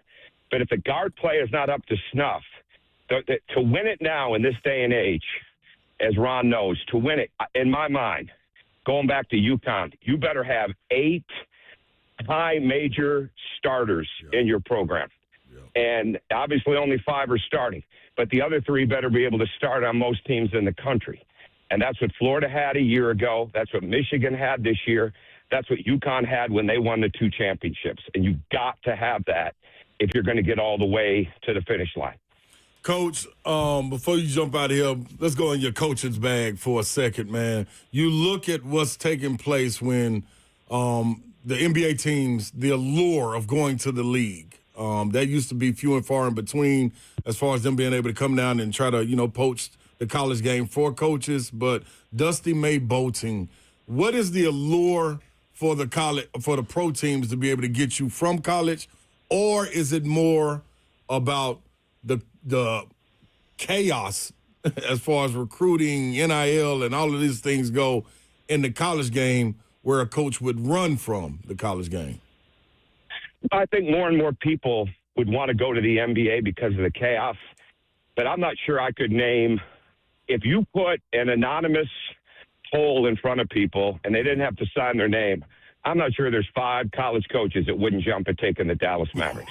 Right. I mean, it is the Dallas Mavericks. Yep. And I think that's what most college coaches get a job, and it's a lottery-driven type of team. It's something you've got to really build up. Dallas Mavericks aren't that. Plus, they got one of the best young stars in the country. And if they have a healthy Kyrie Irving, my goodness gracious. I saw him a couple of weeks ago at the NBA Top 100 camp in Rock Hill, South Carolina, come in at 6:30 in the morning, work out for an hour and a half with about 70, 80 kids that were there early for the breakfast club that didn't know he was coming at that time. And then he comes back that night and works out and just puts on a show with how he plays, right? So, like, you're walking into something like that. Dusty has done a tremendous job. I think he's going to be an excellent pro coach.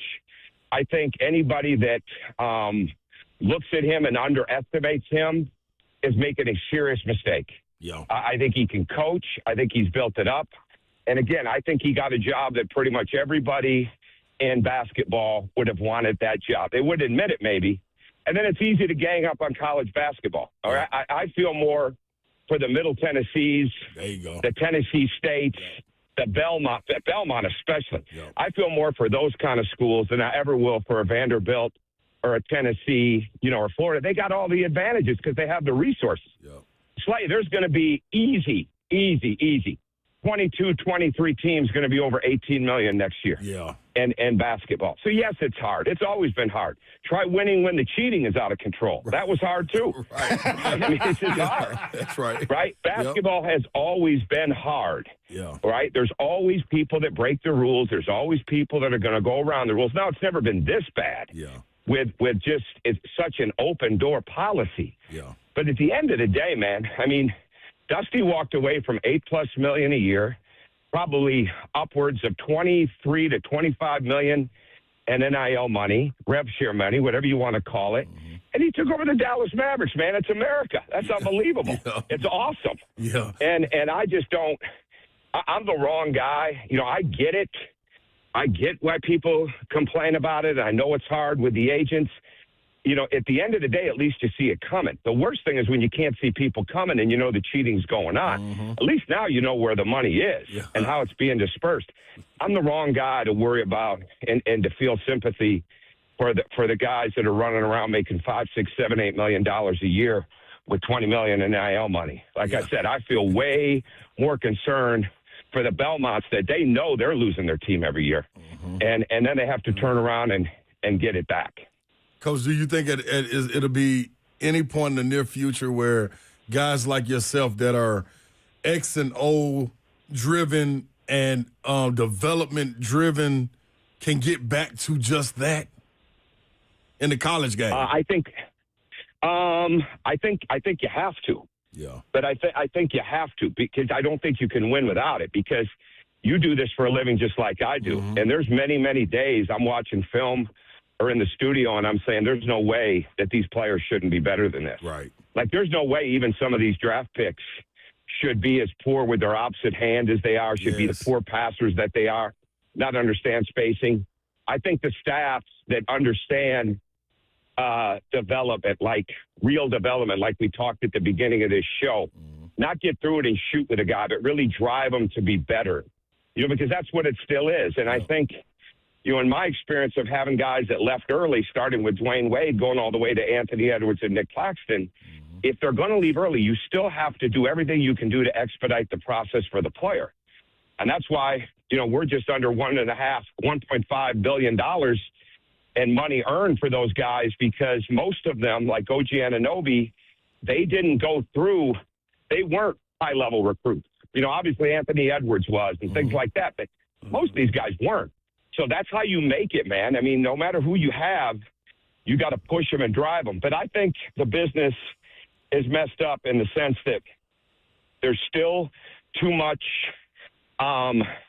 it's not about recruiting. It's about evaluation, because the money is so important. And until the evaluation picks up and until the evaluators are also on the floor making guys better consistently, you're going to see more parity in the game, because everybody has money, right? Yep. And then all of a sudden, if you got a lot of money and you're a good program and you run good offense and defense, and you go against somebody that's got some killers, and yet they have money too, that's a big deal in this day and age. But I think a lot of times right now, I'm not sure the search firms and the athletic directors really understand at times what wins, and it becomes so much about, look at me now, look at the immediate success, and it's really easy to lose sight of what's going to sustain winning.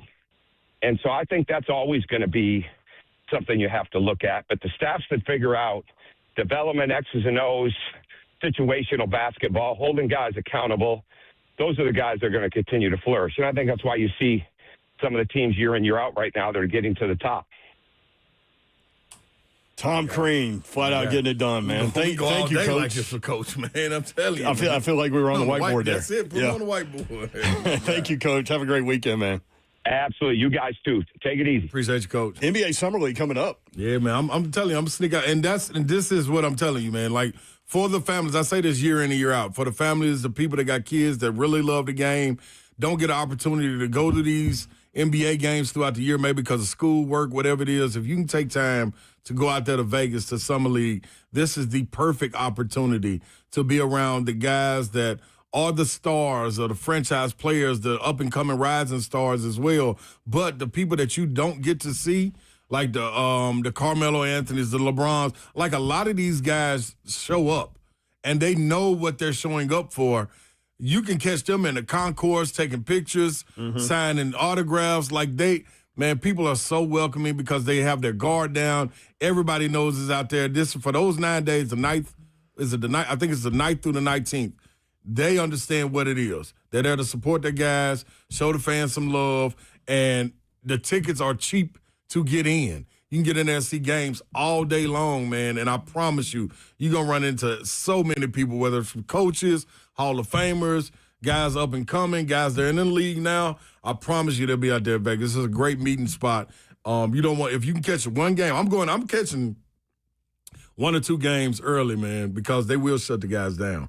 Right. That's another thing to look out for, but you'll get to see a lot of the young players too. And there are regional showcase tournaments, California Classic, July 3rd through the 6th, Salt Lake City Summer Classic, July 4th through the 7th, and then Vegas, July 9th through the 16th.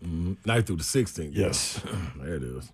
Opening day Thursday, July 9th. It's going down. Minnesota and New Orleans, 11:30 a.m. It's good. And they schedule them around where they can get the number 1 pick going versus number 2 and all that. They do it good, man. I'm telling you. It'll be a good time out there.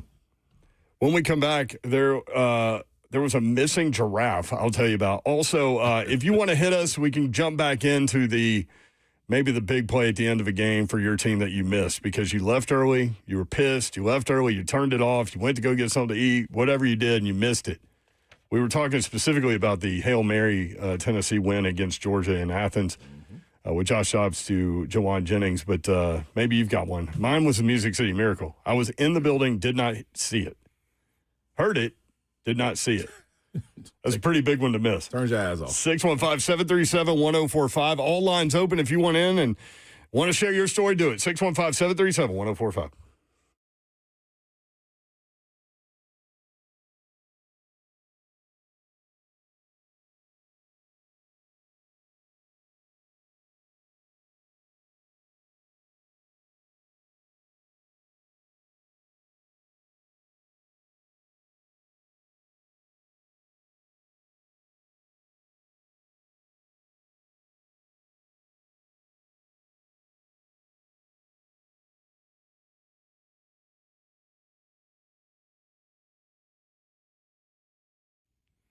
What's happening, good people? And it's that opportunity that you can use to get to the Joint Chiropractic. You want to get that back and those muscles, everything loose before going into the weekend. Or maybe, listen, you coming off the weekend where you be standing on your feet the whole time. You probably did an outdoor activity that you just didn't stretch right for. So you're a little tight, a little more tighter than you usually are. Well, you got an opportunity to go on and fix that. They got 17 locations for you, and they're all across Middle Tennessee. Open days, nights, and weekends, so whenever your back decides to act up, this is your chance. Get on over there. Best part about it all, no insurance needed. No appointments needed. Just walk right in and tell them Big Slay sent you in there, and they're going to get you right. Now, check this out also. You get the consultation, the exam, and the adjustment for $29. That's cheaper than anything you could even think of, and it's worth it. After that, the adjustments start as low as $21. So, you know what that means? That means the Joint's got your back, literally. Real simple what you got to do. You got to go hit thejoint.com.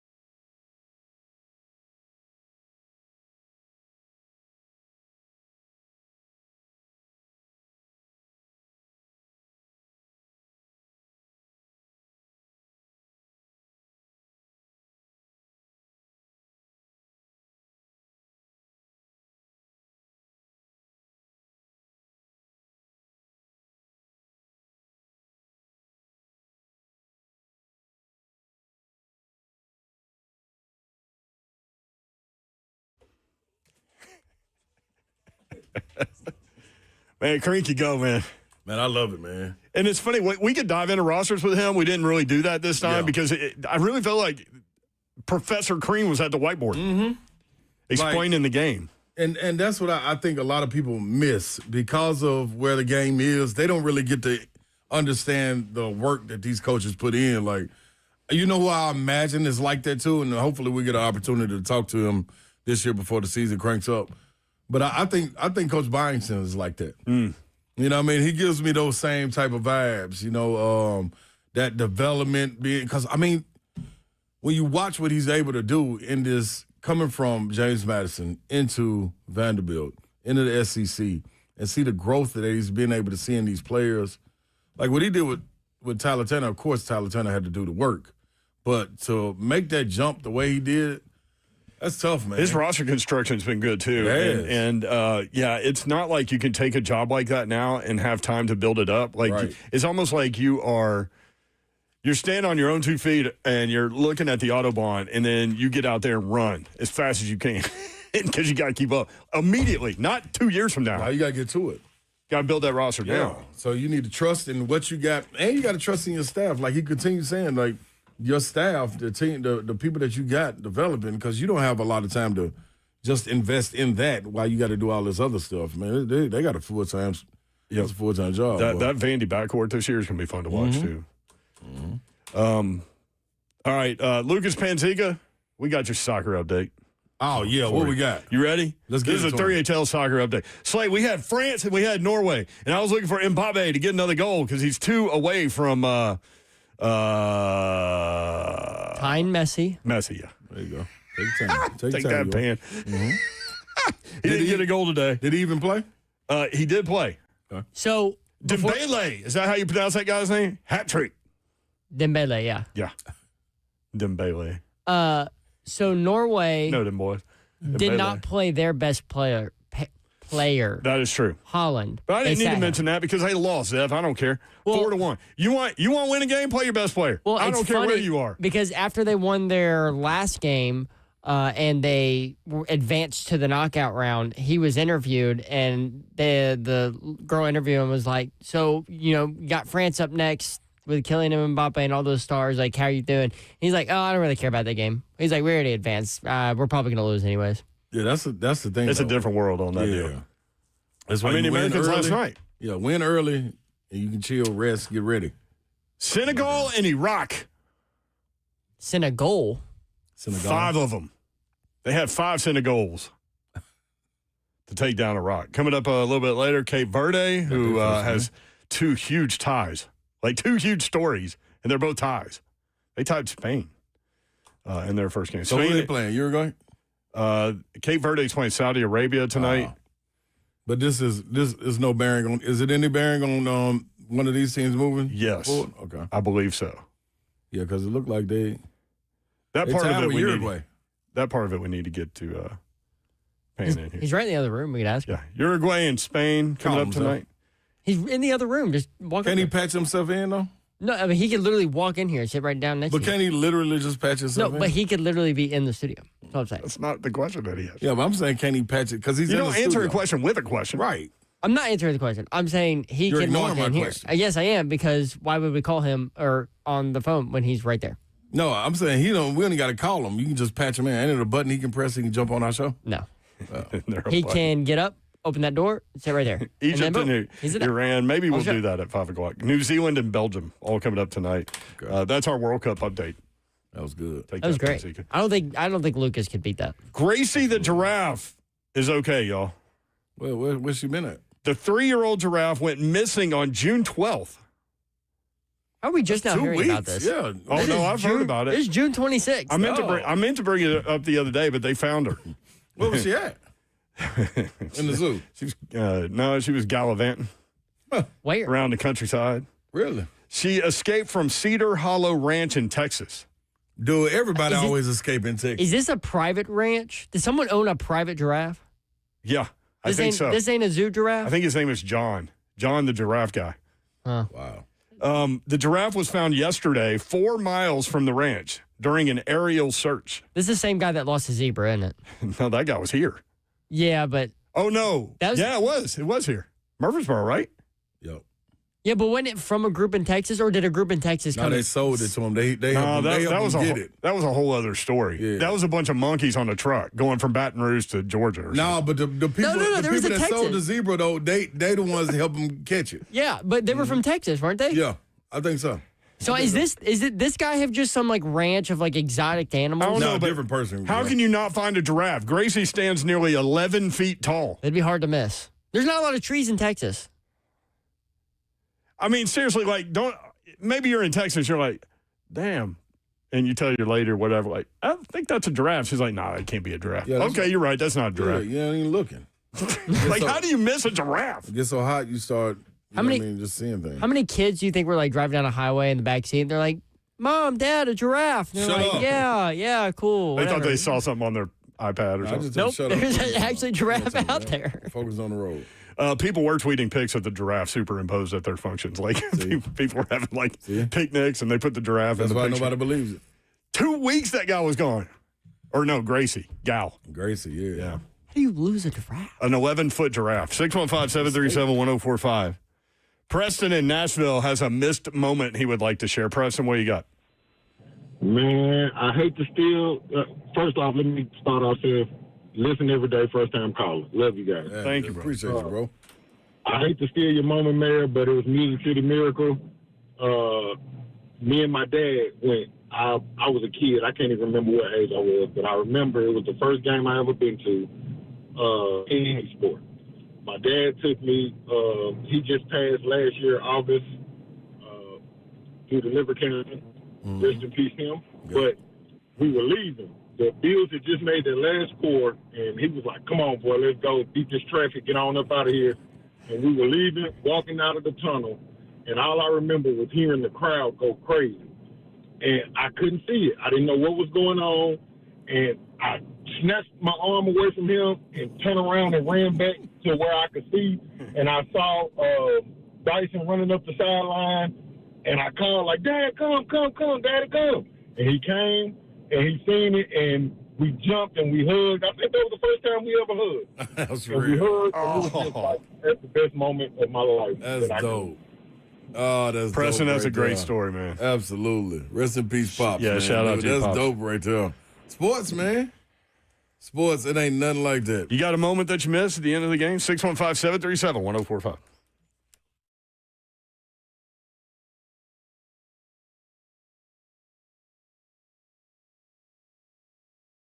All right, you need relaxation?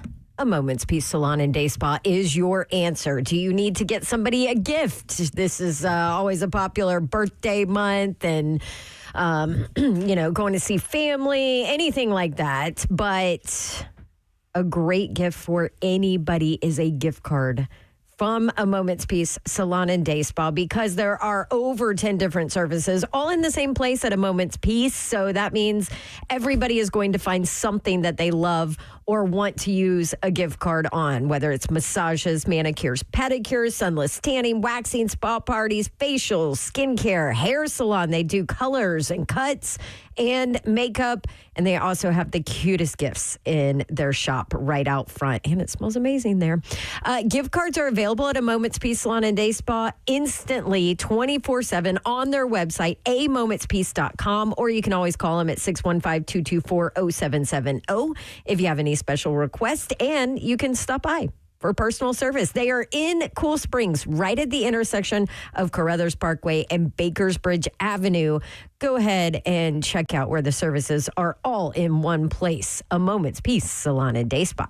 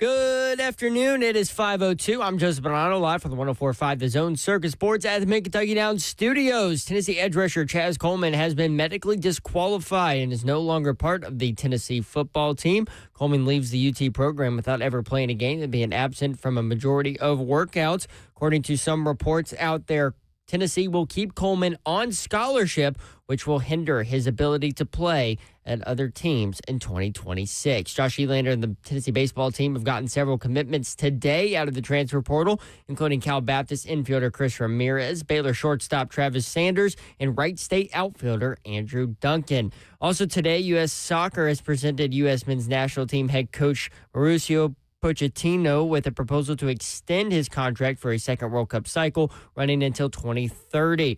No decision has been made yet. For our foundation repair, whatever needs, you need to visit USSTN.com. Bringing you to it once on your home for the Titans and Vols. This is 104.5 The Zone.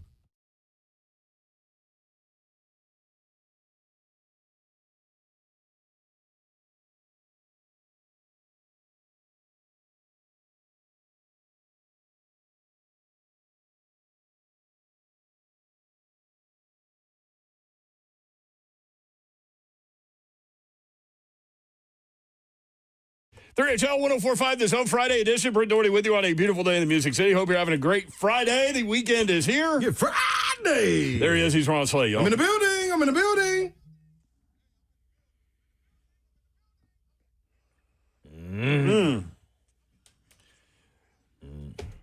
Babs is on assignment. She will be back on Monday. There is someone sitting in her seat right now, though. And that would be Lucas Panzica, World Cup expert. It's my seat, too, you know. Just not this week. I'm never here for that, Joe. I don't know where y'all sit. Oh. Yeah, Pan. How long ago was that? 23. That was our first year doing the National SC games. Delirium. Yeah. So do you have like a list of words that you can end a broadcast with, or like a big goal like written in front of you, or do you just go with what pops in your head? I used to have like a couple scenarios planned out, but I've kind of gone away from it a little bit. Let's just see where it takes us. Nothing will ever beat. I cringe when I hear that. I'm not gonna lie. Why do we cut off the word, man? You need to let Pan go. I don't know. Bert put it on the board. Put it on the board. Pan, I got a question for you, Pan, before we dive in. Before you ask your question, okay. We just did an incredible World Cup update. Yeah, buddy. And it was so good that we thought, maybe we should bring Pan in here. Mm-hmm. Okay, take me through it. We shouldn't go through it. Mayor forgot Messi's name for a second. So that was like... That's pretty hard to do. It was just like, who's that guy? I was like, He's like, Mbappe's like, who's he behind for goals in the World Cup? No, I didn't even say that. I was like, he's trying to pass. He's two away from. Who's that MLS guy? Yeah, and then I butchered whoever the hat trick guy was today for France. Oh, Dembele. I didn't butcher it. No, you nailed it. Yeah, Dembele. No, you however you said it was better than how I just heard Chris Broussard say it. It was horrible on Fox Sports. I am loving. So Fox has the rights, right? So all of their like first take type shows they hammer the World Cup stuff. I know, I love it. So it's great hearing Chris Broussard and those guys kind of like just regurgitating all the stuff that's being fed. He's got a voice, man. Chris Broussard does. What? So how'd he say it? Hat trick guy? Dembele. Yeah, we already did that. It wasn't so bad. Who's the other guy that scored? Doué? Desiree Doué. Doué. Yeah, both of them play for PSG, who just won Champions League, Kings of Europe. Speaking of A's at the ends of words, I found out yesterday that Turkey changed its name to Turkey in 2022. Yeah, we talked about it. Yeah. Y'all called me up. I mean, they just they switched gears on us. So first things first, United States extending an offer for the manager. Offers on the table. What do you think happens there? The news is that there's an offer on the table, not that he's leaning one way or another. I always operated under the assumption that Pochettino was coming in like mercenary style to maximize this moment in U.S. soccer. Like, this is a guy that has been revered as one of the better managers in Europe, has managed some of the biggest clubs, biggest names in European and world soccer. So I never anticipated Mauricio Pochettino being this team's coach after this World Cup. We'll see what happens in the next week or two. So how big would that be if they were able to get another cup out of him? Oh, sure. I mean, it would be huge, but let's see what happens here in the next couple weeks, right? Like the vibes are great with this team, but we can't call it a success yet because they have yet to play in the knockout round. Yep. You know, if disaster strikes, then vibes will be pretty different around Mauricio Pochettino. So let's keep our powder dry and see what happens. But Coach, I still, like, the offer's on the table. That's the news today. I'll be surprised if he's not coaching a club in Europe come next season. The United States will play Bosnia-Herzegovina Wednesday at 7 o'clock on Fox. Team USA currently a minus 250 favorite. That is a huge favorite. It's a good matchup. It's favorable. I mean, and it's a pretty similar profile to what the U.S. saw against Australia and Paraguay. They're going to defend. They're going to try to get into your head, be physical, capitalize on set-piece opportunities, corner kicks, free kicks. And the U.S. is going to have to try and break them down. What are you interested in tonight? Cape Verde's going at it again. Here we go, man. Let's see if they can make some history here. They got the draw against Spain, got the draw against Uruguay. That's 2 points on the board. That's not going to be enough to advance. They need 3 points against Saudi Arabia. There's a world where they can get a draw, and if goal differential shakes out, if they get a draw against Saudi Arabia, their goal differential will be even, right at 0. So maybe they would need some help elsewhere. The 8 best third-place teams advance, and that tiebreaker is goal differential. But if they get 3 points against Saudi Arabia, who are so far below the teams that they have scrapped out a draw against in Uruguay and Spain, then they're through. And it's one of the stories of this competition. Pan, do you watch each one of these games, each match? I've been able to catch the at least majority of every game. Yeah. All right. I was wondering because, I mean, this is like when the Olympics go on. I watch USA play, but when it comes to basketball, I try to watch every game, but like some of them just don't interest me. You know what I'm saying? Like I know the talent level of some, I ain't gonna be able to rock with. You said you're going to a game. I'm going to Uzbekistan against DR Congo tomorrow night. Okay, now what are you going? Are you going to say you went to a World Cup game, or you going because you're interested in somebody that's playing for one of these teams? The first one. Okay. Yeah. And there's some big players on Congo that have played for some big clubs, but and Uzbekistan for that matter. But no, it's to go to a World Cup game. Gotcha. You know, in the country that I live in. We were talking the other day about the 2006 World Cup that Italy hoisted when you were playing overseas. Yeah. I don't know if you remember the name Fabio Cannavaro. He was the captain of that team, bald defender, legend of Italian soccer. He is the head coach of Uzbekistan. He is, unfortunately, Italy's only representation in this World Cup. Well, there you go. Lets you know where we are. Pan, we stumbled onto a topic which we typically do here on 3HL and 104.5 The Zone for that matter. But I didn't know Slay missed. He was overseas when Josh Dobbs completed the Hail Mary to Juwan Jennings. Oh, what time would it have been over there? Close to midnight. Yeah, it was late. I left. I think it was about 11. When Jacob Eason threw the touchdown pass, he left. Mm-hmm. So he did not consume the Hail Mary in real time. So we asked the question. But you said he was overseas? Yeah. I was in Portugal. But what do you mean he left? They were watching the game. I was watching the game at my partner's house. Oh, okay. And when Eason threw that touchdown, I was like, man, I'm out of here, dog. I got you. going to get to my house, man. You know what I mean? Man. And when I got downstairs in the car, I was trying to put it on the Vol Network on my phone.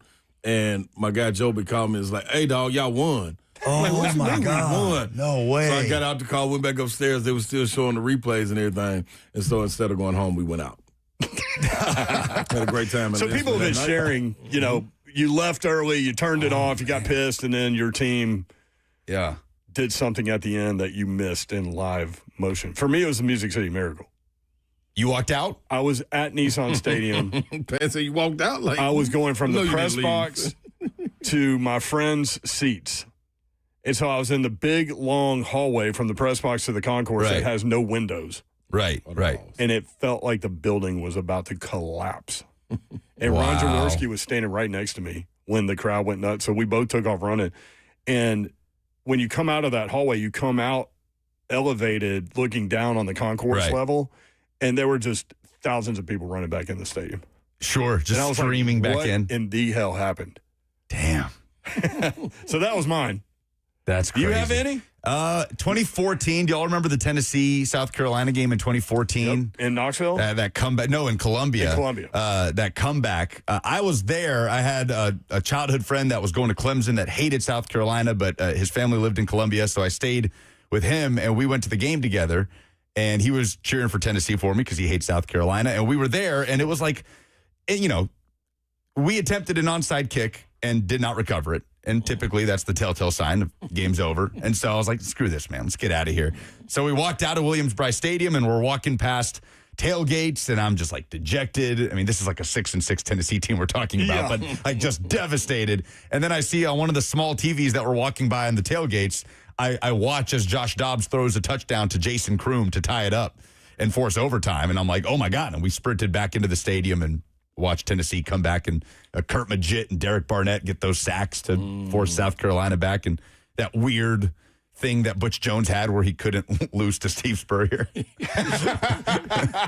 Yep. Just couldn't lose to him.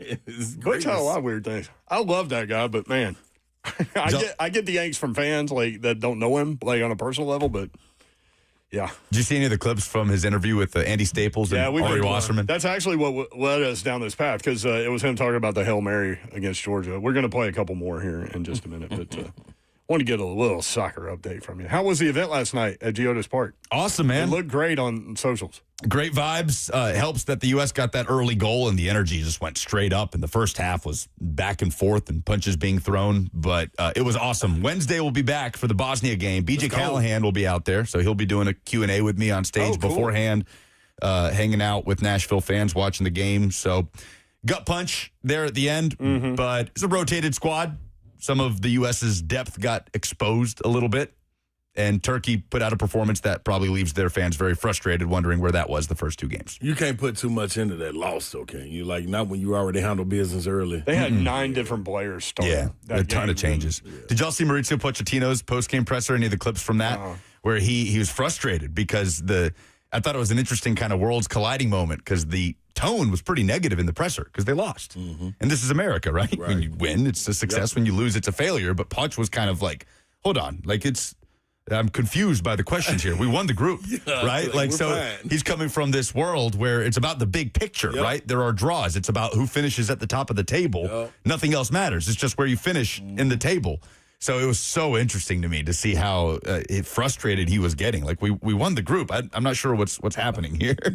See, it can be like that. That's crazy. That's crazy. You talk about that, man. Like the point differential, how it is. Like you can go over there and win a game, but you needed to win by 8 and you won by 6. It's like, man, the whole world coming down on you, but you won. But that don't matter because you needed the points. You should have won by 8. How in hoops? It's the same thing. It's a table. Same exact thing. Right? Yep. So, and there's cup competitions where but you finish at the top of a table. But in soccer, it's, 3 points for a win, 1 point for a draw, 0 for a loss. How is it in basketball and league play? You get 2 points, 2 points for the win, 0 for the loss. And then if you end up being tied, they go to the points.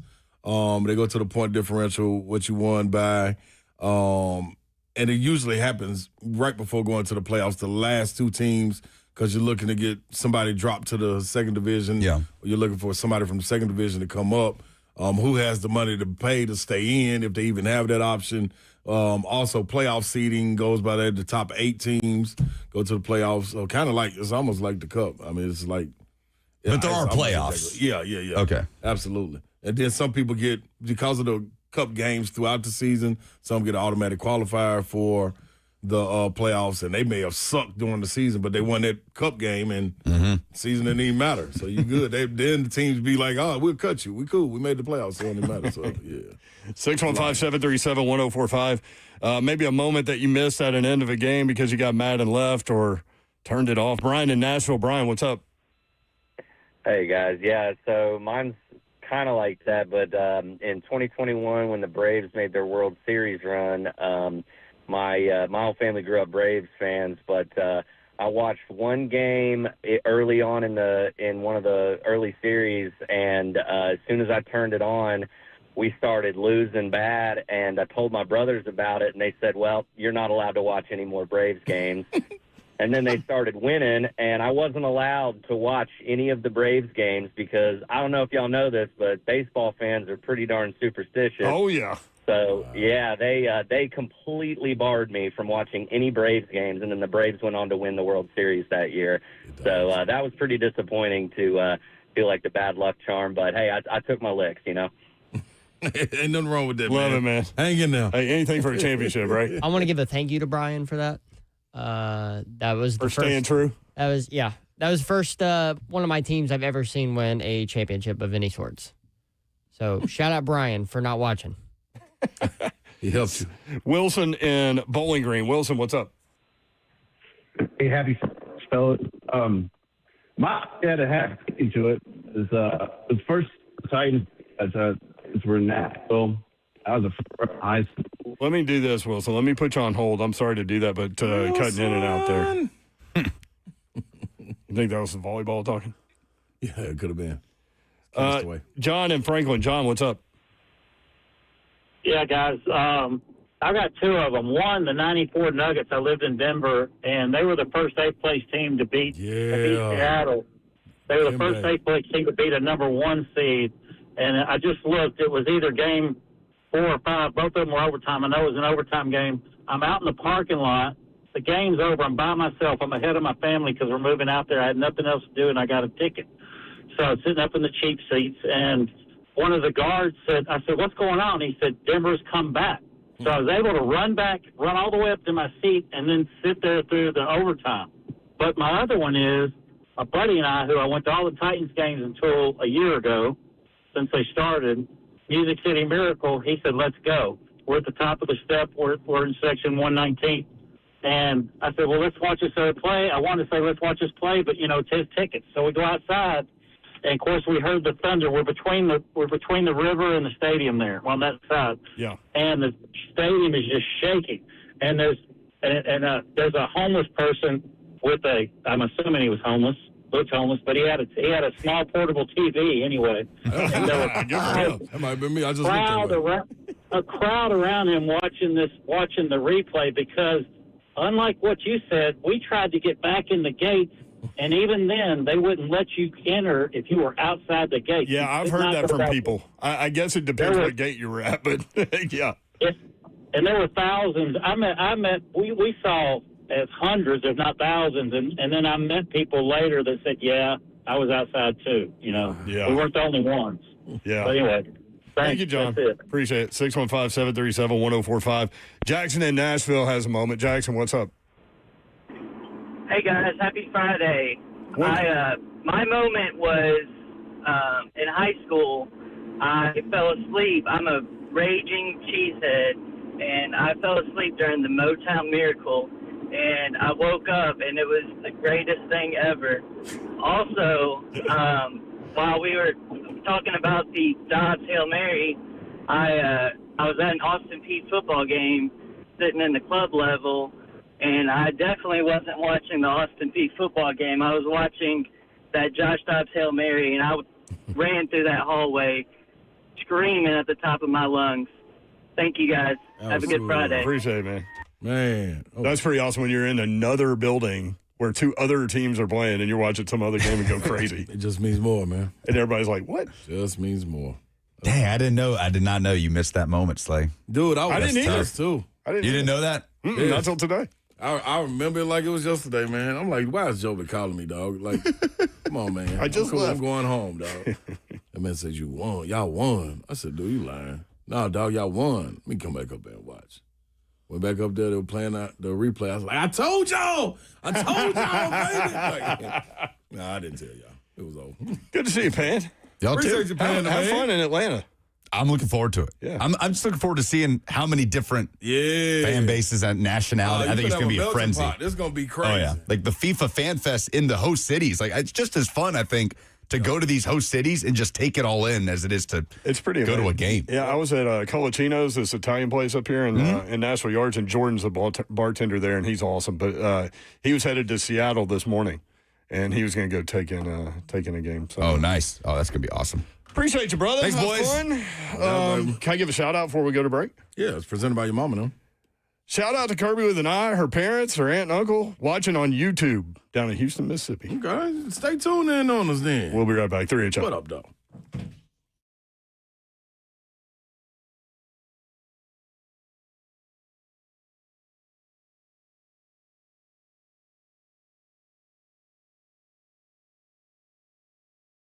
Want to tell you about Two Rivers Ford. I finally got my Ford truck back, fixed, looking brand new, and it makes me happy. Maybe you want a new truck to make you happy. Guess what? Two Rivers Ford is now offering you employee pricing for everybody.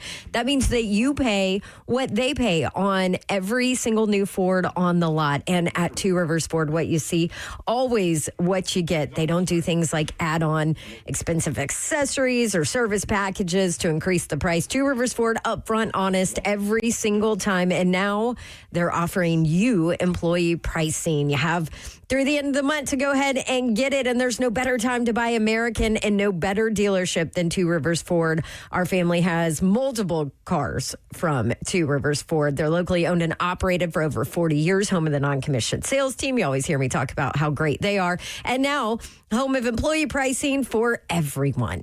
Local, honest, and real. It is Two Rivers Ford, the South's most trusted Ford dealer.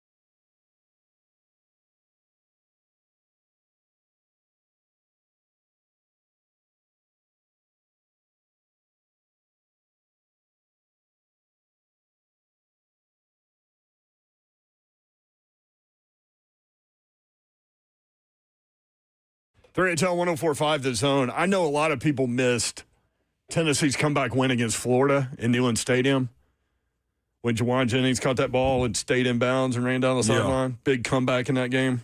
You know something else they missed? What they missed? The New York Knicks game. Them down 30. Then coming back in the finals. What was it, game 3 or 4? Down 29 or 30 in that game and coming back and walking the Spurs down. That was crazy. That was insane. We were sitting at that Tennessee-Florida game. It was so hot. And we were sitting inside the concourse where the shade was. And you want to talk about people walking by that are, just cursing and pissed and leaving and sick with it. And then, bam, that second half was something. I'm about to do something, Yor. What are you about to do, Slater? I'm kind of scared, though. What are you scared about, Slater? I can't post on Twitter for some reason my video. So what I just did is uninstalled X. And I'm about to install it again. I hope I can get back in it. Lord. Are you going to have to put your password back in? I think. Oh, man. We're about to see. I'm installing now. 5%, 26%. Okay, what do you think the odds are that he gets this done correctly, Zeptar? 87.5. Wow, that's a pretty high number, Slay. I got that's a lot of confidence. I got some faith in you. That's my guy. Appreciate that, Zeph. I've got faith in him. I don't know that I have faith in the technology. Man. Because I got a video I need to post. I didn't get to post it about, but so many of our Whites Creek partners out there and showing love on the video. So I wanted to show a little video of us, what I did against Whites Creek. Because they said it would never happen against them. I'm gonna take them out. Had a couple of double pumps against them, too. A couple of flybys, good old buddies. Oh, here we go, y'all. Couple of flybys. Here we go. Meanwhile, I'm doing that side shot and double dribble. Yes. Here we go, Yor. Savage sent you a video. Family Guy did something on double dribble with the side shot. Yes, he did. And it was excellent. He sent me the This is the best part, too, about playing video games. We couldn't find an active X account with that username. Uh-oh. Oh, that's right, because I changed it. Do you need me to look up what it actually is? I think it's the Ronsley. Yeah, that's right. It is. Ronsley. EE. One of them's EE. No, your Twitter is just the Ronsley. Okay, thank you, though. Spelled normally. Capital T, capital R, capital S. Now he's on his phone and a computer. The Ronsley. Did I ever tell you guys about the first ever Braves game I ever went to? It was did you get it? I'm in. Yeah. How about that, Slay? Good job, Slay. I knew I had confidence in you. Yeah, man. Yeah, I'm in there. Well, What up, y'all? you had like a 12.5% non-confidence. That was the technology. Yeah, it that dropped was the down technology right then. buffer. I forgot I changed my name from Ron Slade 35 to Ron Slade. The Ronsley. Your first Braves game. The first Braves game, I was 11 years old. My grandparents got me tickets for my birthday. Phil Necro threw out the first pitch. I don't remember that. No, I don't remember who threw out the first pitch. But I Rick do Camp. remember. But I do remember there was a 4-hour rain delay, and I made my grandparents sit and wait. It was supposed to start at 7. It did not start until 11 p.m. They were up in the concourse sitting at a table. I was sitting down in our seats, which were like 3 rows up from the field. Damn. How old were you? 11. Okay. I was going to say, if you're too young, I ain't buying seats like that. Yeah, I was. I want you to remember. Oh, I remember. I was Good. sitting by myself. It was pouring. I was like soaked. I was talking to some people like next to me as an 11-year-old by myself down here. My grandparents they didn't want to sit in the rain, and I did. I was like, I'm not leaving my seat because we're not leaving. The game eventually starts, and it goes to the 9th inning. Braves down 2-1. Chris Johnson, not Titans Chris Johnson, but former Braves third baseman Chris Johnson. I'm pretty sure Chris Johnson did nothing in that game. Yeah. Titans Chris Johnson. Yeah, you're right. Chris Johnson was on first base. I think he walked.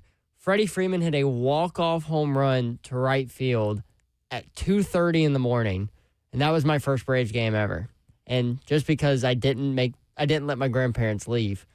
So that's a game I almost missed, but I forced my grandparents to sit through a rain delay. 4 hours. He must have been a little cute little Zeffy. Hey, grandma wrapped around your finger. I like it. Because that's who you have to sell. At 11 years old, man. Yeah, and that's why I love the Braves. Because Freddie Freeman hit a home run for you? Good enough reason, Zephyr. Good enough reason to love him. 615-737-1045. You in? I'm in. Post it. So all my little Whites Creek homeless can get some love. They can get something. It ain't love. Huh? It ain't love. You're going to give them the work. Yeah, but I mean, it's love in some people's eyes.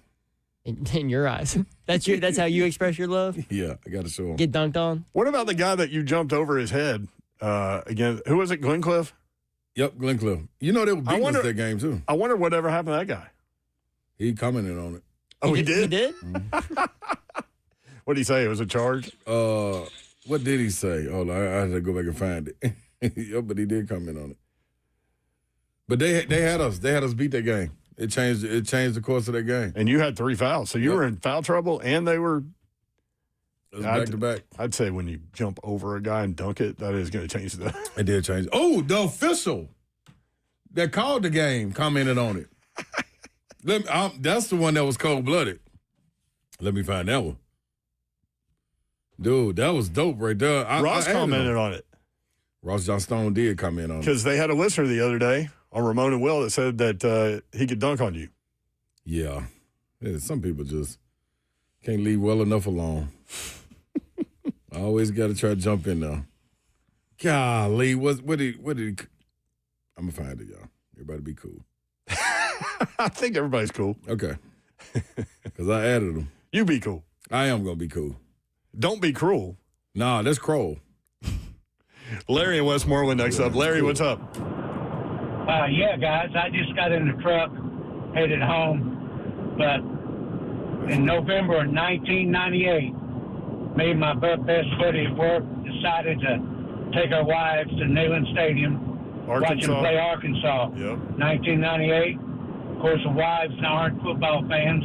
We got ponchos. It was raining. Wives said, yeah, with their heads down all day long.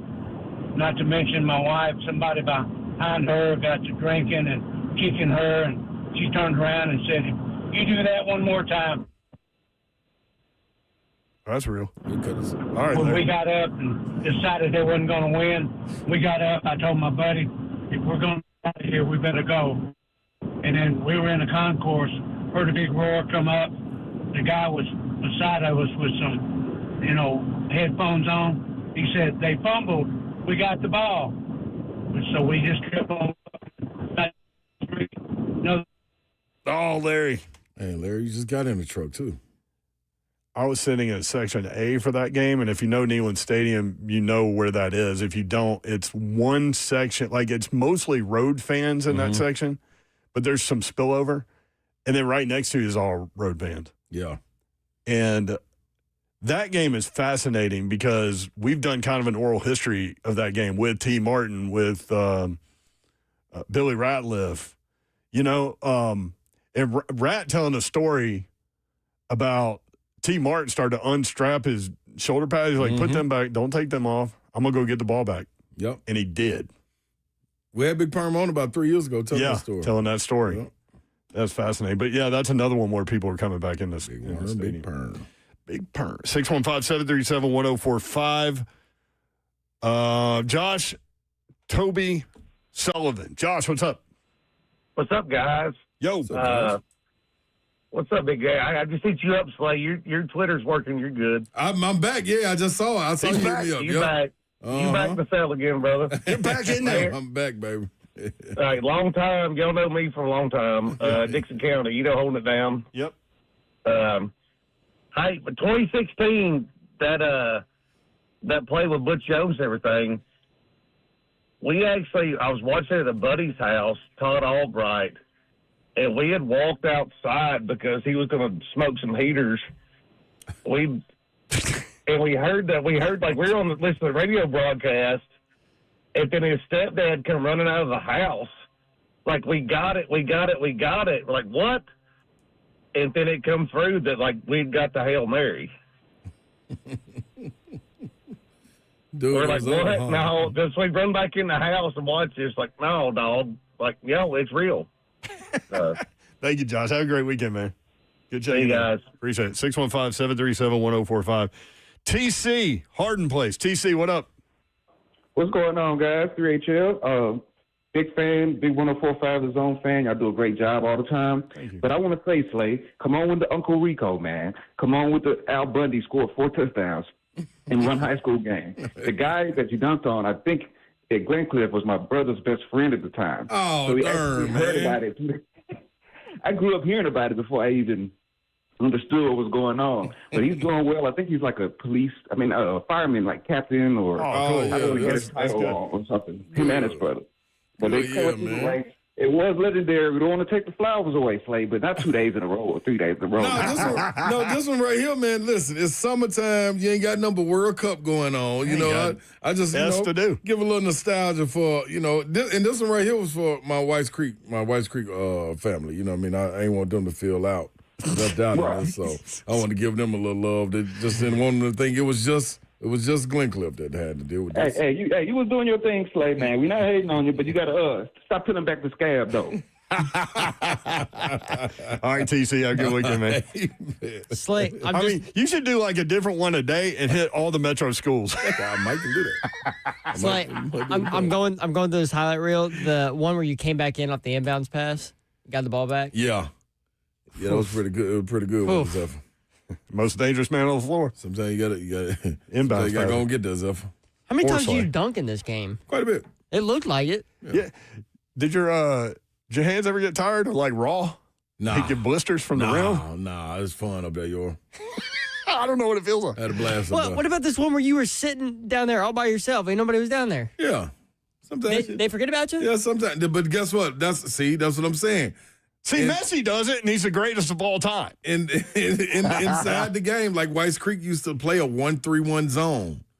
And so it was only one guy on the backside that had to guard two people. We played a 2-1-2 versus with Big John sitting in the middle. So all of that attention, all they do is a little bounce pass, and then it's just who's the more athletic. And usually they had a smaller guy back there because you needed somebody quick. You ain't got a chance. If I can get up in the air, it's over for you. So you were in there a lot this game. Yes, it was. Thank you for that, bro. So you had a lot. Like all of the guys could throw oops. Yeah, and then we had shooters. Like I started this highlight out with my guy Andre Starling, dog, making a three. Like, so you better respect everybody. He jumps on his jump shot too. I mean, get up there, and he was dunking. Dog with them about 5'9", 5'10", banging it. So I mean, like it's good times. I really wanted everybody to see. Look at the standing room only. Look at them people. Everybody on the floor, dog. Like you can barely see the highlights because people standing up. That era of Metro National basketball different. Was something. It was different. Football too. Football. I mean, it bled over into it. It was different. It was different. I could dunk a tennis ball for like a week. Then you said, forget it. I guess. Forget the tennis balls. It wasn't gonna go up from there. Zeb, did you ever try to dunk? I'm not tall enough to dunk. I even if I tried, I wouldn't even be close. Hit the nets. Get the nets pull up. I can hit the net. Okay. I'm not that short. That's getting up there, sir. But I can't. I can still hit the backboard. Is that good for 52? Oh yeah. I don't think I could hit a. Yeah. I don't think I can touch the rim on a 10-foot, a true 10-foot goal. You know what we used to do? I told Slade this one time. We used to go down to Julia Green in Green Hills because I could walk down there. And they would have picnic tables set up for some reason, I guess because they had, playground and multi-use area. Your kids don't do this. Kids do not do this. It's not good when you land at a different place from where you jump, like height-wise. You can really hurt yourself. Yes.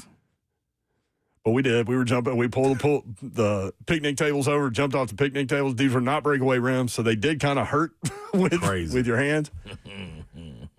But, man, you had to, hold on so you could get your balance and then drop straight down or you were going to, turn over and, land on your head. That's insane, yo. It's dumb. I would never try to. Yeah, that's scary coming down, man. Fun going up.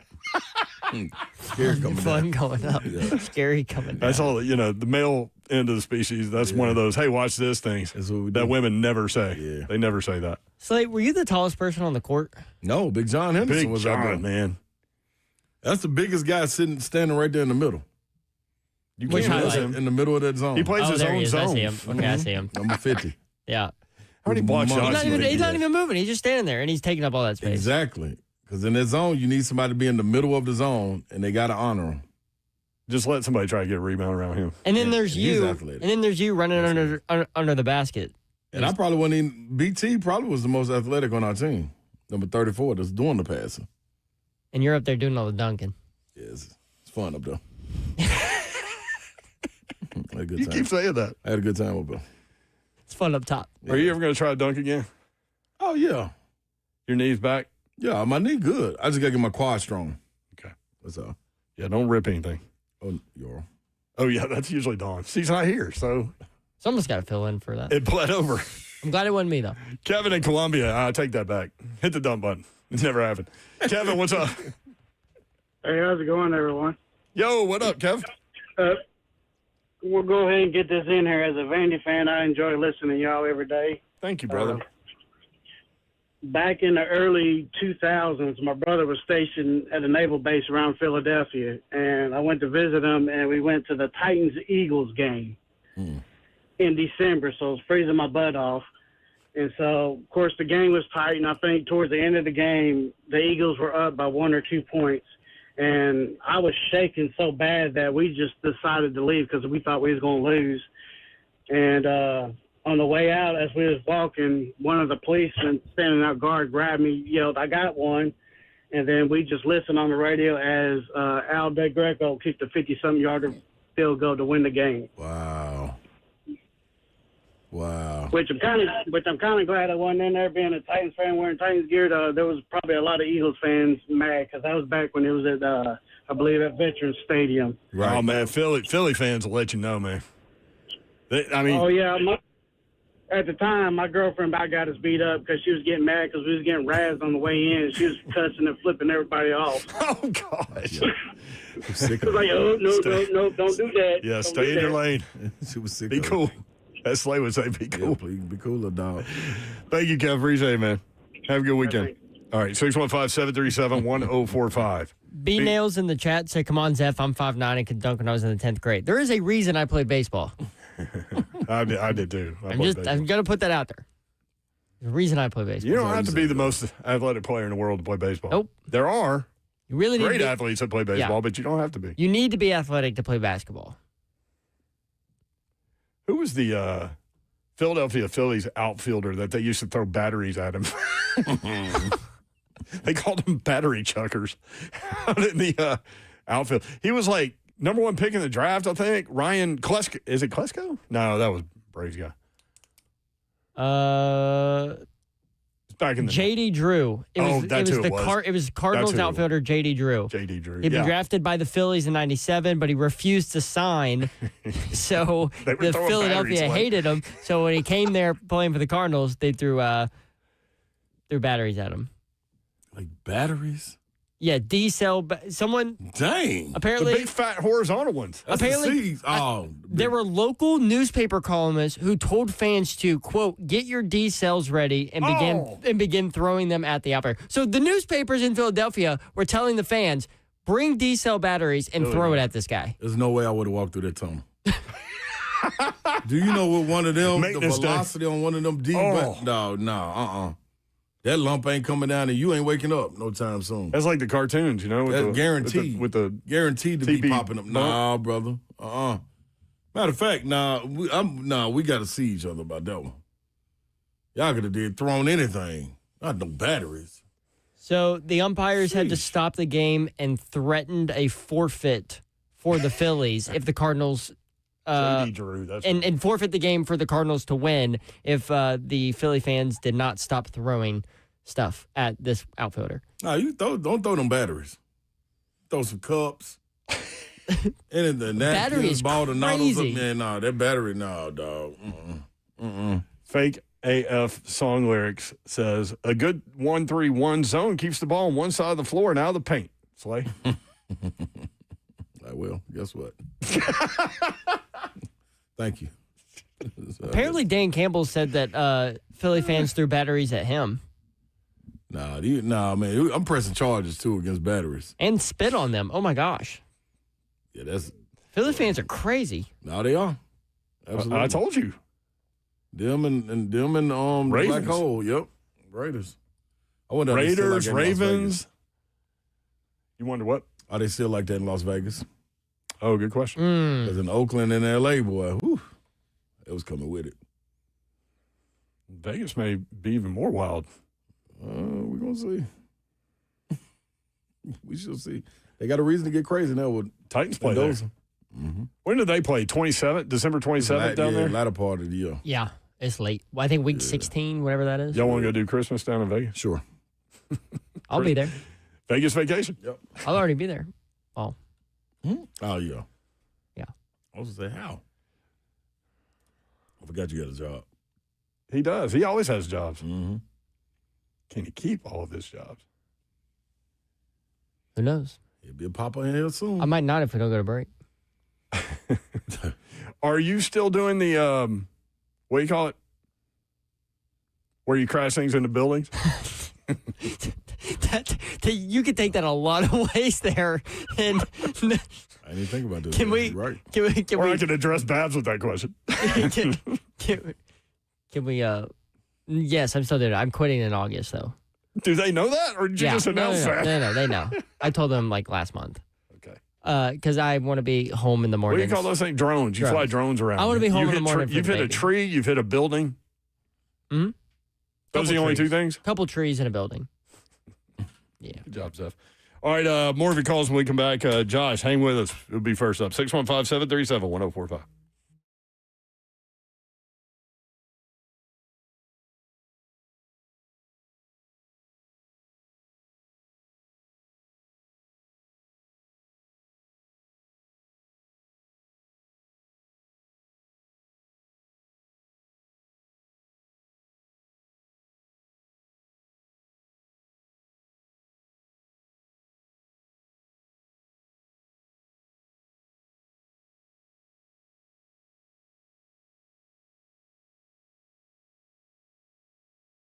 What's happening, good people? Medical House Calls. This is the one and only place that's for you. Coming to your door when you need primary care, urgent care, IV therapy, whatever you need, they got you covered. And they got a team that's going to assist you in every way. I mean, not that little automated service you used to, but people are answering, real people. 615-838-2375 is the number. 615-838-2375. And watch how convenient it is.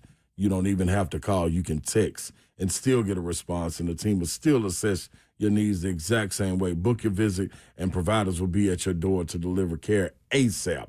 That's right. Yeah, when it comes to the mobile IV therapy, I've used this plenty of times because, you know, when the weather get to change, you get under the weather a little bit, or maybe you had a long weekend. You need to get back to feeling like you can, whether it be athletic recovery, you're getting a workout in, immune-boosting blends. All of this is needed. You got to get it. Healthcare designed for your life. MedicalHouseCalls.com.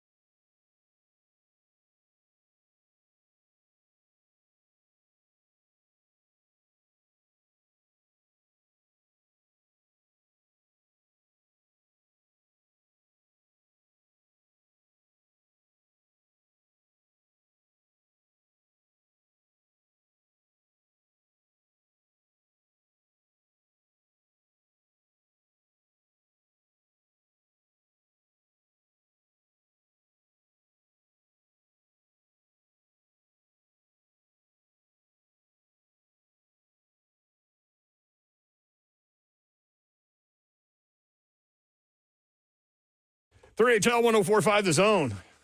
Damn, I was loud. You got to be your Metallica. It's a show. We ready. Dude, if James Franklin starts winning at Virginia Tech, more people will know about their little entrance. It ain't no little entrance. No, they come with it. Into the Sandman. Sandman coming on down. Better or worse than running through the tee?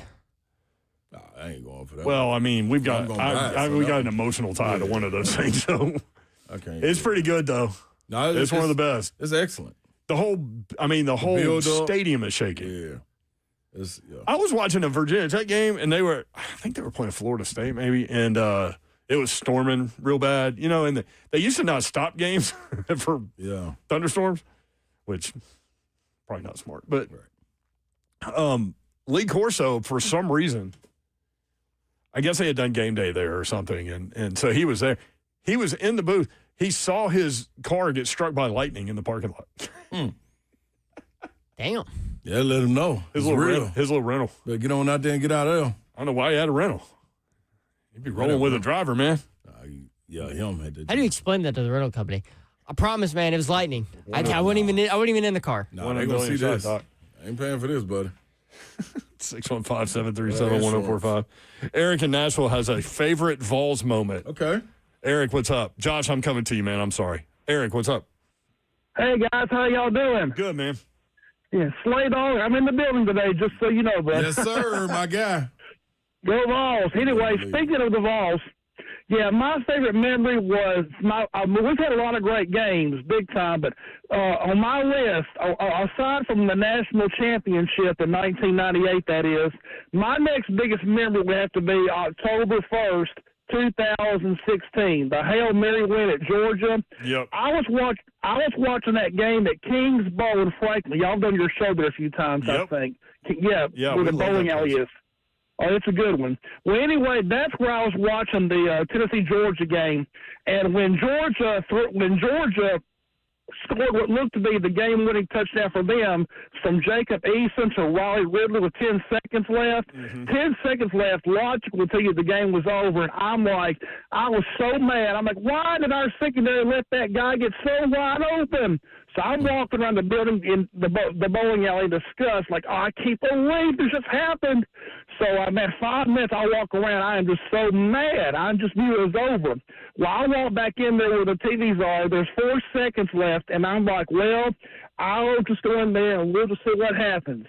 Well, we got that interference penalty that moved the ball down even further. And so anyway, with 4 seconds left, Dobbs let her rips. And Jawan Jennings, lo and behold, comes down with that ball in triple coverage. I'm like, oh, my gosh, I don't believe it. And we were jumping around looking like maniacs, laughing high fives, hugging people we didn't know. It was incredible. But anyway, that was my biggest memory, one of the more exciting games I've ever watched. And I'm ready for football to start here in a few weeks, but that was my big one as far as memory. So, go Vols. Thank you. You have a great day. Have a great weekend. You too, brother.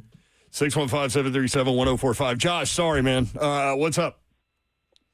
First of all, you owe me a beer. For I owe this you. one time. I got you. Second of all, Slay, you listening? I'm right here. All right, make sure you listen well. I'm disappointed in that zone we're running. You know, at Metro schools, we don't play no zone. That's some CPA Brentwood Academy. We ran the gunning, man. Parkwood Center, Hartman Park Center, man. Second of all, back in my day, I would have gave you 30. It would have been I would have gave you 30 points. If you dunk it, it's on the backboard. It's not happening. And also, I just want to say it was nice meeting you at the Vanderbilt game. I don't know if you recall. It was like at the ticket booth. I ran up on you, shook hands. You was real cool. I appreciate what y'all do, man. Man, no doubt, man. I will say, man, for that second one of you giving me the 30 and then putting it on the backboard, listen, man, I want everybody to dream because we are nothing without dreams. Man, they would have cut you from the team, man, when I got done with you. I love it, Josh. Yep, I owe you one, man. Run up on us. No doubt, bro. Put 30. See, that's all I'm saying. See? Sometimes you just got to remind people, everybody having a good time. Dreams are important. Come on, dog. That's all I'm saying. That's all I'm saying. Oh, damn. Mike and Old Hickory want to talk about the Titans record. Oh, Mike, we'll catch you Monday. Call back on Monday. Babs will be back. Old Hickory. Ole Hickory. Ole. It says World Cup. It's World Cup time. I can get with that stuff. You got a big weekend plan? Nope. Those are the best ones. Yep. Got a nap in your future? Absolutely. And a stick. What food are you banging on now? Are you running into something consistent? I had 2 plates of lemon pepper chicken from Soho today, so. Okay. 2 kind of on cruise. Yeah. Be cool. Oh, yeah, I'm being cool right now. That's a good lasagna. You gonna go to Jersey Mike's? Nah, hey, I may. Now, downstairs is calling me. Before I get on this road. Shakedown coming, baby. Slay Dog's full of stories. Minivan come in today? I don't know where Minivan is. Well, have a great weekend, y'all. Thank you for See y'all on Monday, baby. Thank you for including us in your day and in your lives. We do not take that for granted, nor do we take it lightly. Thanks to all the people that contributed today. We're one big happy family, this 3HL project. Organized chaos. That's what we do. Hopefully we're able to put a smile on your face. Have a great weekend. Good night. God bless. See ya. Wouldn't want to be you unless you were getting a shout-out. Shout-out, man, to the legendary LSU assistant coach and Tennessee State coach for 2 years, Ron Abernethy. Oh, yeah. Also, try winning when the cheating was going on. Tom Crean, 3HL bingo card.